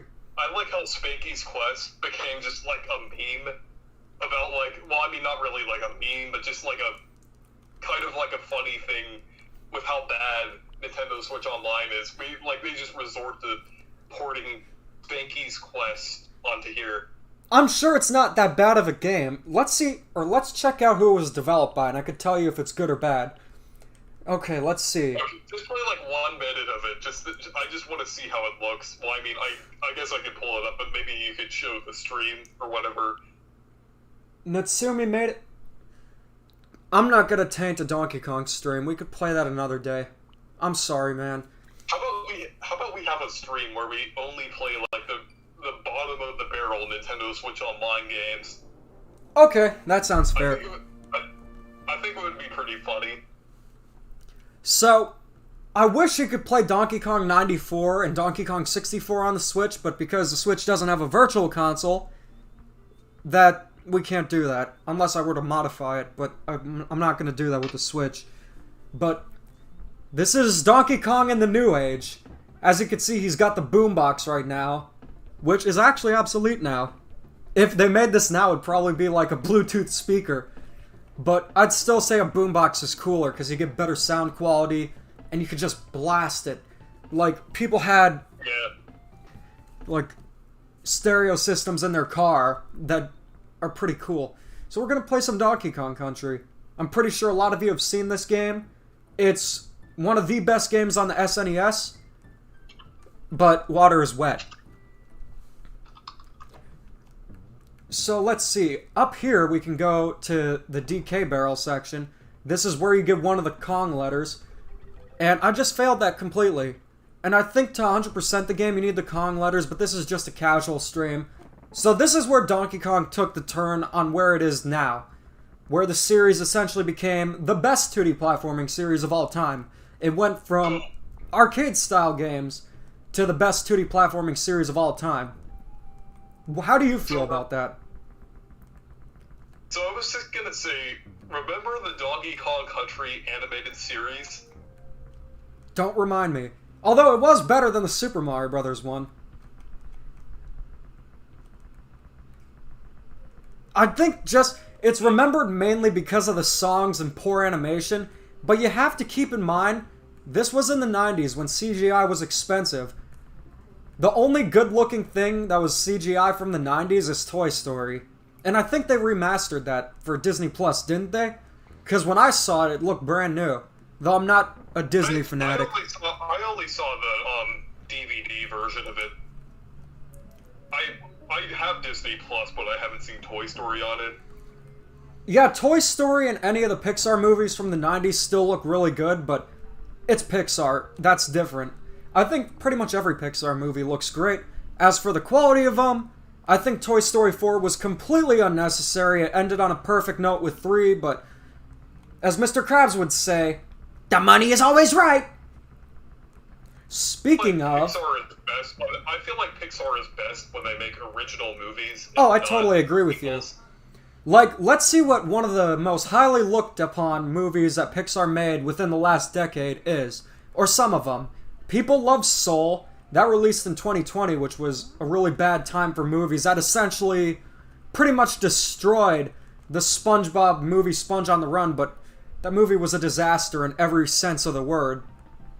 But, you know, Soul was great. Inside Out was great. I didn't see The Good Dinosaur, but I've heard divisive things on that. I didn't think Brave was that good. I heard it's pretty mediocre. I didn't see Incredibles 2. I did see Monsters University and Toy Story 4 and Finding Dory. There's also the new movie that's out now, Luca. I haven't seen it, but I heard it's pretty good. I'm surprised they were able to make movies during the pandemic like they did. I know they're animated, but it's no easy task animating in that high quality. Do you know about that lost Pixar movie that canceled Pixar movie, Newt, that they made in the early 2010s? No, I did not know about that. Also... Yeah, I think it's the only canceled Pixar project that they were working on. It was supposed to come out around, 2011, I think, and then they ended up delaying it to 2012, then to 2013, then to 2015, and then they canceled it. I never heard of it. Because I remember hearing about it, because I remember I used to look up movies online that were upcoming movies that were announced and everything. That was one of them, but then it just ended up being canceled. There was also that amazing looking Popeye movie that got canceled for guess what? If you guess this, you're gonna probably cry yourself to sleep. Oh, the Emoji Movie? Yep. And that's Sony Movies for ya. Well, I mean, they did make The Mitchells versus the Machines, which was a pretty good movie, so... I mean, Cloudy with a Chance of Meatballs was pretty good, too. And Cloudy with a Chance of Meatballs, so... So... I mean, they have a couple good movies. I wanted to address one thing about this game. That animal buddy right there is Winky, and considering that Rare is a British company and what Winky means in British slang, was this intentional or not? What do you think? I mean, Rare has done, a lot of things, so I think it might have been intentional, because, they have done, a lot of intentional things like that. I mean, considering one of the Teletubbies' names is Tinky Winky, and that's a British series, I'm not sure. He's also my favorite Teletubby. If anyone wanted to know who my favorite Teletubby is, it's Tinky Winky. Although, I would say, hey everyone, Demeech here for every Teletubby ranked. At number 1, we have Tinky Winky, then Poe, then Dipsy and Lala are tied. It seems like people love Tinky Winky and Poe, but just tend to forget about Dipsy and Lala, even though they're pretty funny. I don't even... I have to do something for a second. I'll be back in a minute. Okay, we just cleared the stage, so Reese is going to do something. Probably play some Paper Mario. So let's see, I'm gonna answer a few questions. That's false. Popeye movie wasn't canceled because of the Emoji Movie executives just didn't like the pitch. Oh, I didn't know that, so I guess I was wrong, but that doesn't make the Emoji Movie good. Rio was a really meh movie. Also, the ending of Rio was very questionable. Okay, so I wanted to talk about Sponge on the Run, because Soshi said it was just okay. We've talked about it before, but my thoughts on it, we had a whole discussion on it on the channel with T&D. It was just T&D and I, because we did a discussion about Sponge out of water. Animation's great, but other than that, the movie is very underwhelming, and it seemed to go through some development hell. Like it was originally it's a Sponge life, or they were gonna do It's a Wishful Life parody. It's a Wonderful Sponge, that's what it's called. It's a Wonderful Life parody. Then they changed it to Sponge on the Run, which is essentially a mediocre hybrid combining the SpongeBob movie and I know it's called Have You Seen the Snail, but I will always call it Where's Gary. It's essentially mashing the two together and making something mediocre. So in reality, I feel like, is it basically the Super Mario Party of SpongeBob movies? Because basically Super Mario... Okay, I just came up with... I was thinking of like a game to think of, but basically Super Mario Party was trying to be like the older Mario Party games, but just ended up being kind of mediocre. I mean, you could say that, but I would say that there were only a few moments that tried to be like old SpongeBob. New seasons have done that with references like Bring It Around Town. I remember seeing that one, although I haven't seen many new SpongeBob episodes. And Atlantis SquarePants, it wasn't really like that, because the Atlantis and Atlantis... That was more of a Willy Wonka ripoff, if anything. People used to consider it the worst episode, and I included it on my worst list. And even though the video is pretty terrible that I did, where it's essentially me...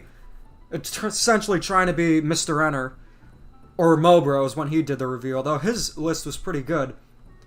I would say that Atlantis SquarePants is nowhere near a terrible episode, though Truth or Square definitely is. Oh, I heard about the Patrick Show. Okay, so on Discord, EB, the original master, he told me that you DM'd him a picture of, dressed, where, I think it's you dressed as, Tinky Winky. Yeah. Yeah, I dressed up as a Teletubby in 2015. I'm not sure if this is supposed to be confidential information, but, absolutely not. He told people on my Discord server. I'll post it on my Instagram if any of you guys want to see. Let me find it. It's got to be here somewhere. But no, it's not confidential information. I dressed up as a Teletubby and I'm proud of it. I've also dressed up as Waluigi. I've dressed up as Wario. I dressed up as Barney, but that was when I was 4. I dressed up as SpongeBob. Name a character and I probably dressed up as them. I dressed up as Moe from The Simpsons one time. Okay, let's see. Here we go. So let's see. I also dressed up as Breath of the Wild Link. If any of you want to see me as a Teletubby, here you go. Okay.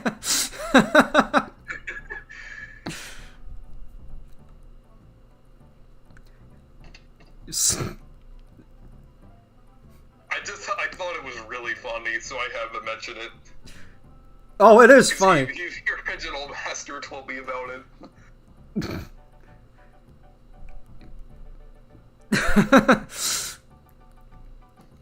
But no. Bringing it up. This was years ago when I still had braces. It's like when I was 15.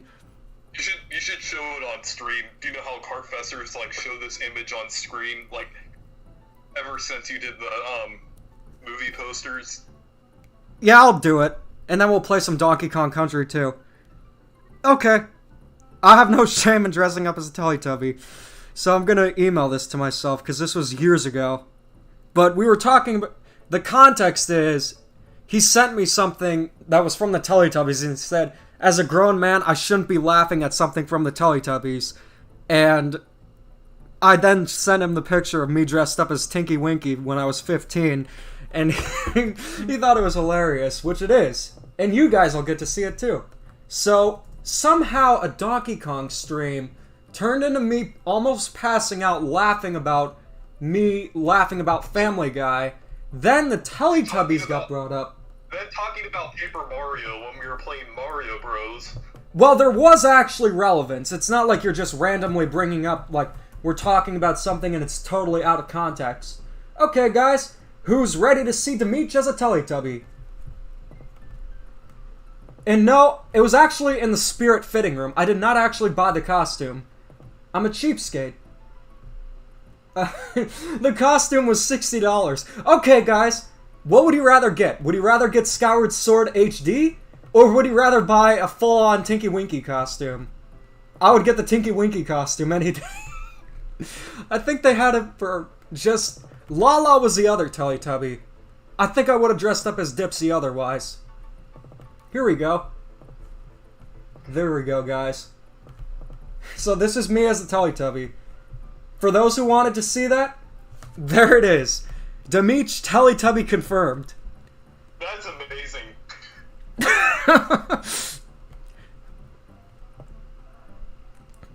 Are the Teletubbies... You should have a profile picture with your mascot dressed up as Tinky Winky. Oh, God. You need to do that. You know, I will do that. I'll just do it for Twitter. I will start a Discord server. Finally, something worth $60. So... Oh, and also, by the way, the caption on that was on Twitter, or it was Snapchat, I think.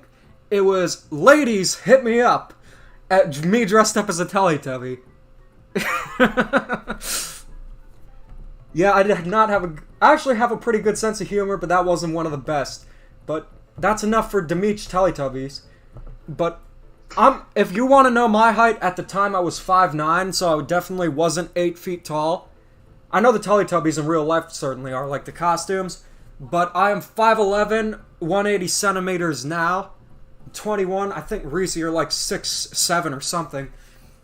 I'm 6'2". Same difference. So we're gonna play Donkey Kong Country 2 after talking about the Teletubbies. It reminds me of the episode of SpongeBob where actually chocolate turns into nothing but bubbly fat. Here's pictures for proof. You can keep the pictures for $5. I'll take 20. So this is considered the best Donkey Kong Country game. Demeech Among Us. Teletubbies are freaky. You look incredibly cursed. I looked incredibly cursed when I was 15. I would say that was the worst I ever looked because I had like a big problem with acne, and I also gained a lot of weight because I ate like crap. But then I lost the weight when I was 16. And you know what I attribute it to? I attribute it to replacing soda with iced tea and working out. Yeah, I don't drink soda at all. I will only drink soda if there's no diet equivalent. And I know diet soda is supposedly worse, but as my college professor said, I'd rather ruin my body with artificial sweeteners than sugar. I'm not advocating drinking diet soda, but I will drink it occasionally. But to those of you who think I drink a lot of Mountain Dew, I will occasionally as a treat. Like I remember when I first started college, they'd have a vending machine, and I'd get a Mountain Dew Livewire as my end of the week treat. Because I would go to class on Friday during my first semester, which I haven't done since. Because most classes are like Monday through Thursday only. So this was one of my only it was my only Friday class. So I treated myself to a Mountain Dew. But so most of the... going back to the topic of costumes, when I was 12, I dressed up as Neo from The Matrix for Halloween. And when I went out with my friends and everyone thought I was Harry Potter for some reason. Like, even though I didn't look like Harry Potter with my costume at all for some reason.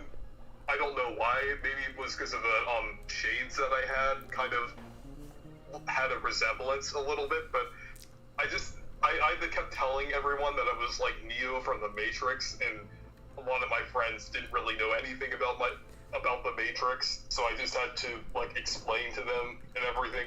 I feel like part of the reason was because I had this one thing, like I had these plastic knife things that I had with the costume, like these blades basically that I had with them that can you put together, and it's like basically like a stick when you have both of the blades together. So I guess I could understand why some people saw that, but I thought it was pretty funny. Some people just look really different with glasses, and I'm one of them. I usually would wear contacts at work when I was working in retail, and then one of the days I was feeling a bit lazy, so I just wore my glasses, and the lady I would talk to who worked at customer service saw me with the glasses and said, "Oh my gosh, is that actually you?" And I said, "Yeah, do I look nerdy?" And she said, "Yeah, you do, keep the contacts." And then at my fast food job, I took my glasses off one time, and one of the guys said, "You look really different without your glasses on." And I said, "I do? Is that a good thing?" And he said, "Yeah, that's a really good thing." How is my pet human doing? Well, my pet human's name is I Love Nintendo 1999. I wonder how he's doing. Hey, I Love Nintendo 1999. How are you doing? I hate Nintendo 2021 now. Change my name. Okay. Seems he's doing okay. I don't drink sodas as much as I used to. So let's see. Someone's talking about my head when everyone was talking about what they drink. My name is Yoshiaki Kira. I don't smoke occasionally, but I drink. I look different with glasses. So, let's see. Top sale trouble. I hate underwater levels regardless. Can we just get rid of underwater levels? Like, does anyone truly like them? I'd say the only good underwater levels I've ever played were in Super Mario Odyssey. And that's only because you can control the Cheep Cheep. I agree. Sunshine isn't underwater, but it's beach themed, so I don't count that. I'm talking pure underwater levels. Also, speaking of reptiles, I don't know why they chose the snake to be the bouncy one.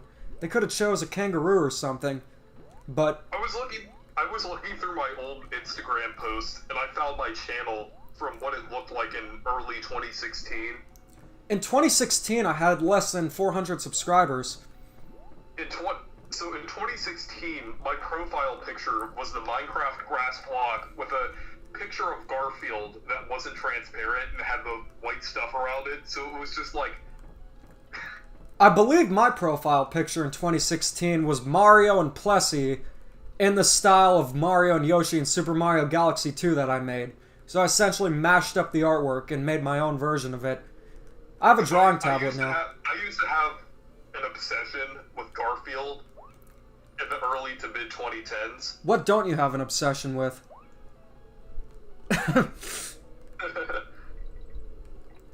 So let's see. Did he get Garfield Kart because of it? No, I just like Garfield in general. I actually didn't play Garfield Kart before, but I've seen like all of the shows in most of the movies. I've heard that Garfield Kart's actually one of the worst Mario Kart ripoffs, though I think there's one that's worse, Crazy Frog Racing, but I played that's not too bad. There's also Racing with Ryan. Oh god. You trying to make me emo now? Yeah, that sounds awful. And the whole thing with Ryan's awful. Like, it's his parents making him work and have this YouTube channel and just let him enjoy life. Like, it looks cool because he's getting all these products and stuff, but in reality, he probably just wants to live a normal life. Imagine if in the first Mario Kart 9 trailer, they just reveal Ryan as the featured character. You know, I wouldn't consider that below Nintendo. They'd probably do that before including Pac-Man in Mario Kart. And yeah, I'm referring to their neglecting of the arcade games, which is very sad. Also, and I'm not sure if this is an unpopular opinion or not, but why do the Mario Kart arcade games look so much better than Mario Kart Wii? Why does Double Dash look better than Mario Kart Wii? Because as cool as Mario Kart Wii is, it looks like crap. I think it's the art style. Because, like, the art style would have looked much better in high definition. It's not the art style, though. I actually had Madagascar's on the Wii, and Shrek and Bob the Blob were pretty much the characters. So I think after this boss battle, we're going to play a little bit of Donkey Kong Country 3 to end off this celebration of Donkey Kong. So I would say in like 15-30 minutes we're going to end the stream. So if you want to mention any obscure kart racers I should play, go ahead and mention them. Because if this Switch OLED model is any indicator, it doesn't seem like we're getting Mario Kart 9 anytime soon. You know what? You know what would make me just hate Nintendo forever? If Nintendo legitimately pulled off a Grand Theft Auto 5 and released Mario Kart 8 Deluxe Deluxe. That would be the end of me caring about anything Nintendo. How would you feel about that? Yeah, I feel like, I mean, I don't think, even though Nintendo has stooped pretty low at times, like, I mean, it just seems like with Mario Kart, like, since that team is probably, like, working on a new game by now, since they, like, I mean, Mario Kart Tour really doesn't need that much, it doesn't really need that much development, you mean? Like, it doesn't really need that much development for its updates and everything. Well, have you seen that they've been recycling tours? Like, they've officially run out of tours. I'm not sure how to feel about it, because it's cool these tracks are playable again, but... And with the new characters, I don't think there's been a new one in a year. The last one we got was King Babam. Which, yeah, the new characters are great, but we haven't seen any new characters in almost a year, which is crazy. We're getting... Yeah, I feel like that's probably because the development team is working on another game now. Because it's kind of like with Splatoon 2, like the updates started dying down, and possibly with Animal Crossing too. Because like I feel like Splatoon 3 is now in full force, and that's why we really aren't getting it. Because I think the Splatoon and Animal Crossing team are the same. Like they both work on those games, so. I feel like, yeah, once they stopped really doing updates for Splatoon 2, they started working on Animal Crossing New Horizons in full force. That's why we got the Animal Crossing trailer around that time. And then for Splatoon 3, that was around the time. Animal Crossing still gets updates, but I don't think they're as big as they were last year. And I'm pretty sure they're going to have a dedicated team to get those updates for that game, because I feel like they're probably going to, since that game's so successful, they're going to continue to support it. But I feel like a lot of the original development team for New Horizons is now working on Splatoon 3. That's why I think it's been a little quieter with Animal Crossing New Horizons. But with Mario Kart Tour, since they're not really working on updates for that game anymore, they're really recycling older content for that game, I feel like they're probably working on a new project now. And that project is going to be ARMS 2. I hope not. ARMS could have been cool, but it had the problem, the fix-it-later approach. And even then, it didn't really fix anything. Also, I think the title was unfortunate. I kind of have doubts that ARMS 2 is going to be the next game by that development team. Because, wasn't Mario Kart and ARMS have the same development team? Like with 8 Deluxe, ARMS... So I've heard, though I'm not entirely sure. But yeah, Mario Kart Tour has been very light on updates. We're on the 18th variant of Mario now. Did you know that? The next character is going to be literally Mario in a baseball costume. Which I... Is it the one from Mario Odyssey? Yeah. And it's cool we're getting the costumes, but... It was cooler when we were getting new characters, like they legitimately had the Jungle Tour, where they could have easily had Explore Mario and Peach, but no, they went all out and gave us not just Funky Kong, but Dixie Kong, and then we got Donkey Kong Jr. in the Super Mario Kart Tour. I think that was the last character. But it's just like, it's been very light on updates, which, it could be a good thing if that means we're getting Mario Kart 9, but I don't know, man. The whole situation's super weird. And if or go on. I feel like Mario Kart 9 is more likely than ARMS 2, at least for Mario Kart 9 to happen first. Because, well, with the sales of Mario Kart and everything, ARMS didn't really sell that well. So I feel like it's gonna be kind of like a Pikmin situation, and they're gonna wait a while to have the next ARMS game, probably for the next Nintendo console. So But how long does it have to be for Pikmin? Because they said it was near completion, though. Looking back at it, they might have been referring to Pikmin... What's that game? Hey Pikmin. I think that was deconfirmed. I think Nintendo stated that that wasn't the project they were referring to. But it might be a Pikmin 3 situation, because I think they announced another Pikmin game happening all the way back in 2007, and then it didn't happen until 2013. So I think that's what's happening with Pikmin 4. Well, the situation with Pikmin 3 is it was in development hell. It was going to be on the Wii, and by the time it was near completion, it was designed for the Wii U. But I feel like Pikmin 4 could have been going through development hell, but I feel like maybe I could possibly see it happening in a couple years, because didn't Pikmin 3 Deluxe sell fairly well? Honestly, I don't think it did. I think it's sold around the same on Wii U and Switch, which isn't a good thing. But I heard somewhere that it sold better than the other Pikmin games, but I'm not sure about that. I'm going to look up the sales right now. I wouldn't be surprised if it would, but I have a theory on why Pikmin 3 Deluxe might have not sold too well. And this all ties to one major event that happened around the time... Oh, actually, Pikmin 3 Deluxe is the best-selling Pikmin Oh, it is? game. It actually doubled the sales of the Wii U version. Oh, that's good to hear.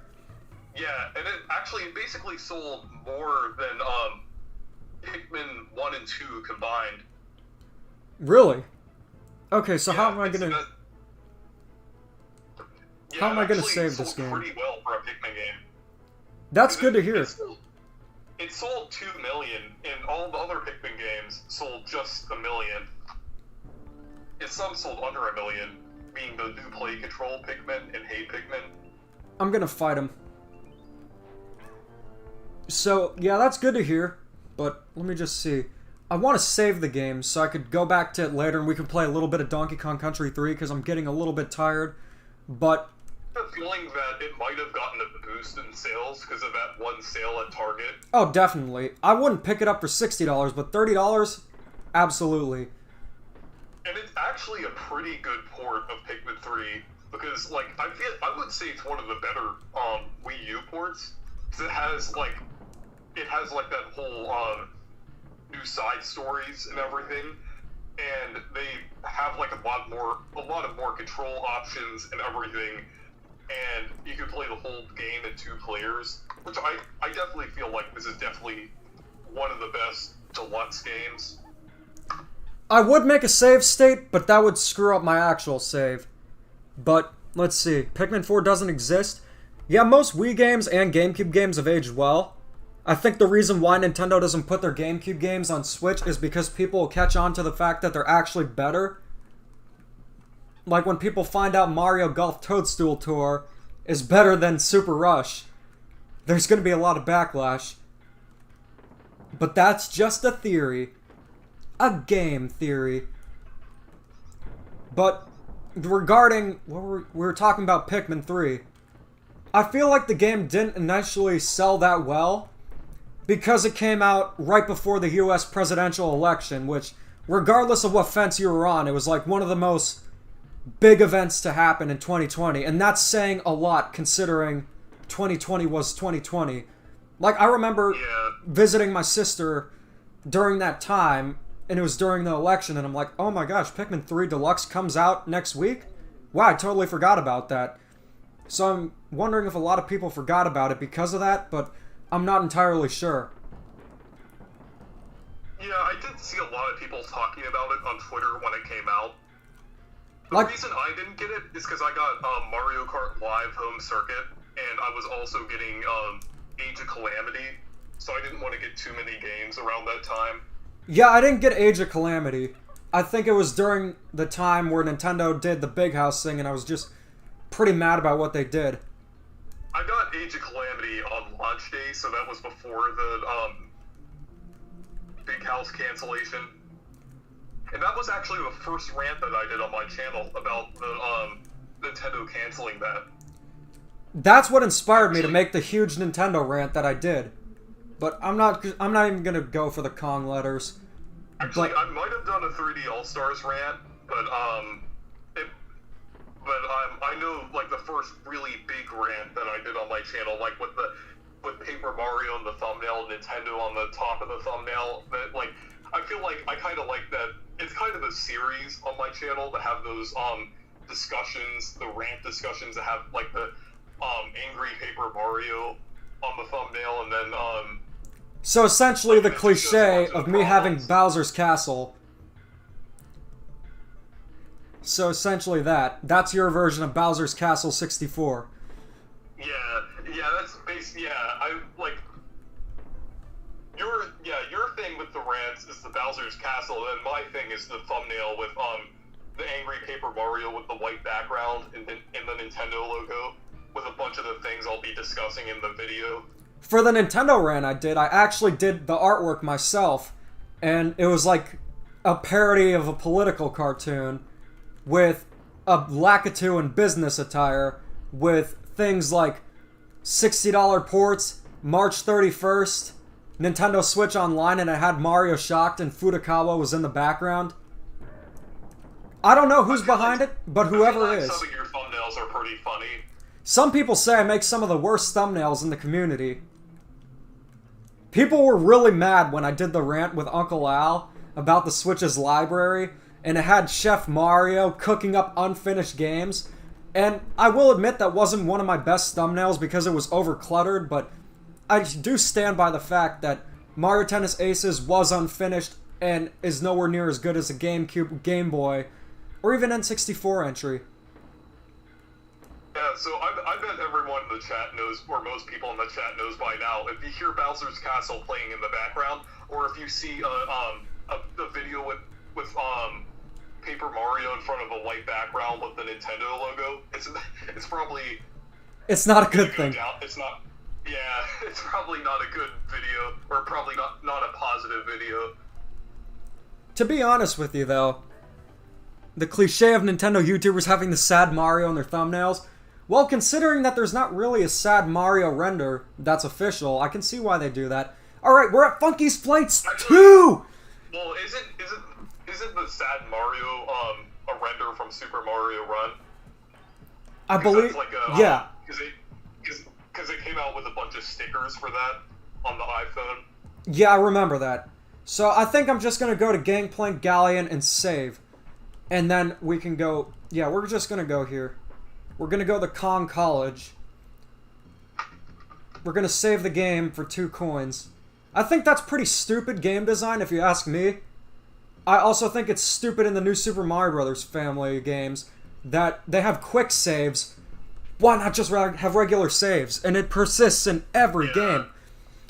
You know what channels I can't stand? The Leak and Rumor Smash Bros. Channels like Block Content and Lax Chris. I don't know who Lax Chris is, but I've heard really bad things about Block Content. Oh, Lax Chris is even worse. Well, he ended up quitting after that, but basically, like, every video was like, it was basically some kind of, like, leak. It could have been anywhere. It could have been just, like, some random guy making up something. He basically covered everything, and then he basically put huge on the titles of it, or on the thumbnails of his videos, and I think he uploaded, like, multiple times a day. He was like big, huge, and it showed, like, a bunch of Smash characters that were leaked on there, and, he was definitely worse than Block Content. Okay, so I'm seeing on Instagram quite a few fans of Like Me as Tinky Winky, so I'm glad to see it's getting positive reception, but let's see. We're going to play a little bit of Donkey Kong 3, not Donkey Kong 3, Donkey Kong Country 3, that's when you know I'm getting tired, and just about wrap it up from here. So I think this has been a pretty huge celebration of Donkey Kong. I would play Returns, but of course it's not on the Switch. Okay, let's see. If they did put it on the Switch, it would be $60, and it would have a exclusive amiibo with it. What would it? No. Some kind of feature. You know, they'd probably just make an exclusive amiibo of that weird banana alien character from Donkey Kong Jungle Climber. I would actually buy that, but... Yeah. I have major issues with Skyward Sword HD, and I'm not going to get into that, because I want to have fun here. You have to pay to save? Yeah, that is dumb in this game. But I think in the Game Boy Advance games, it's different. Also different in the Game Boy Advance games is that Donkey Kong Country 3 has a completely different soundtrack. And it depends on your taste in music, but I prefer the one in the Game Boy Advance. Or actually the SNES one I actually prefer. People thought it was too gritty, and you might hear it throughout this. I actually was doing this for a Christmas stream, so you know what? I'm just going to erase this file, and we're just going to make a new one. Because I think if you use a cheat code... Actually, you know what? You're just going to change this to Demeech. So, Donkey Kong Country 3 is, funnily enough, the Donkey Kong 3 of the Donkey Kong Country series. It's a very divisive game. People consider it the worst in the trilogy. I consider it probably the best because of the amount of collectibles. 2 is often considered the best. I actually consider it the best too. But, yeah, I love Donkey Kong Country 3. There hasn't been a bad Donkey Kong Country game. That's literally an oxymoron. There has never been a bad Donkey Kong Country game. Even the Game Boy Color one's good. It's pretty cool that they were able to make the Donkey Kong Country games compatible with 8-bit hardware. And, well, I know this is different, but the Donkey Kong Land games are pretty good, even though they're completely different games. Donkey Kong Racing looked amazing. Speaking of Kiddy Kong, we're gonna meet Kiddy Kong for the first time. Funky Kong's actually the one who introduces us to him. So it's essentially, would this be considered, like, what is it called when you, the fetch quest or something like that? Or what's it called when you have a character with you, like, that's always following you? There's a certain video game trope that's that.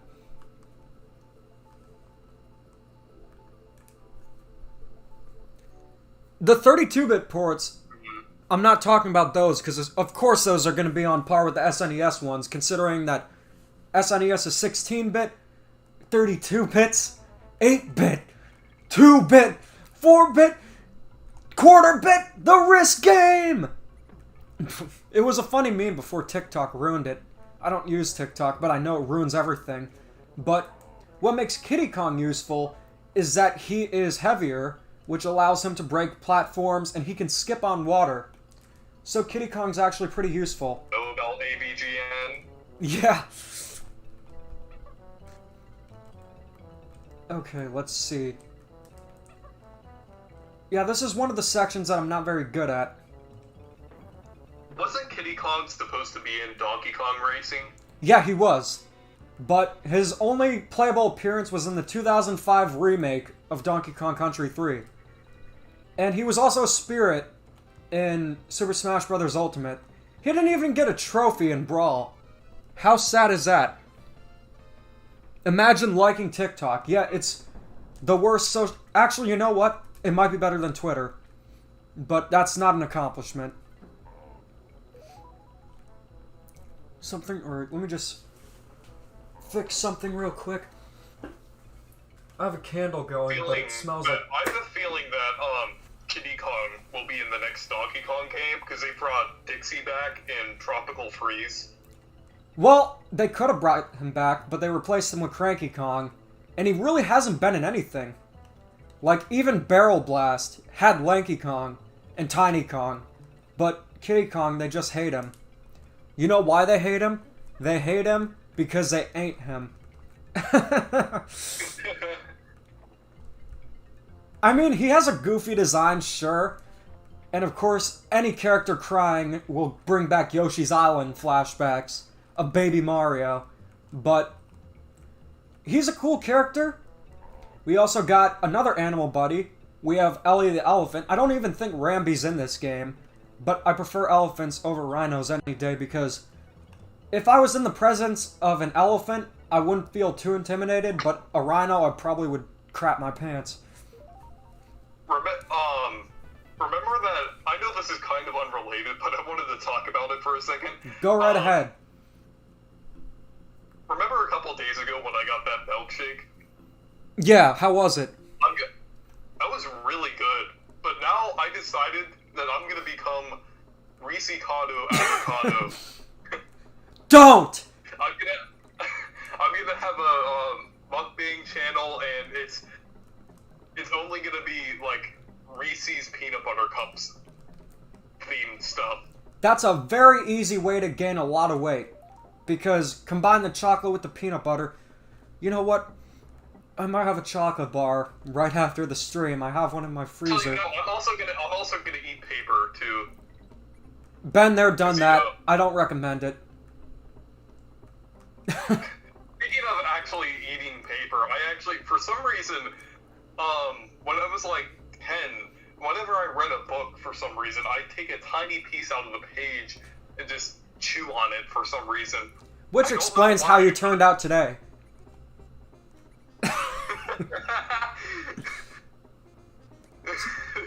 Maybe that contributed to my Paper Mario obsession. You know, it definitely did. Oh, maybe it's a Freudian slip. That's exactly what it is. Let's see. Become Paper Reese. Something smells weird. I'm not sure if it was a candle or running the switch, but it smells like burning plastic, and I'm not playing Action 52.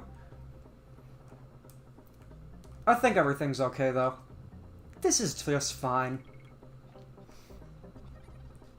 Yeah, I think it's just a candle. Behind the candle of Demeech. So let's see. I think this is the last level we're gonna play. And then we're gonna wrap up the stream, because I think this has been probably one of the longest streams ever, but well worth it, because it's Donkey Kong. And his 40th birthday only comes once. Are we gonna be here celebrating his 50th birthday, though? Nintendo will probably... No. The stream is gonna be so long, it's just gonna be like... It's just gonna be right back to his 50th anniversary. You know, even if it's Donkey Kong's 50th anniversary, Nintendo will probably just announce Skyward Sword HD and just post something completely irrelevant on the anniversary of Donkey Kong. Like, literally what happened... Have like a new Monster Hunter Stories game coming out on the same day, so they're just gonna post about that too. Yeah, exactly. Well, anyways, that about wraps it up. I'm gonna answer a few more questions. That penny looked delicious. What's with you guys eating things that aren't actually edible? Are you guys trying to be the LA Beast? Don't do that, please. Although he did bring back Crystal Pepsi. I've seen that channel before. EB watches him too. Bye, Demeech. See you, Soshi the Yoshi. Good to see you here as always.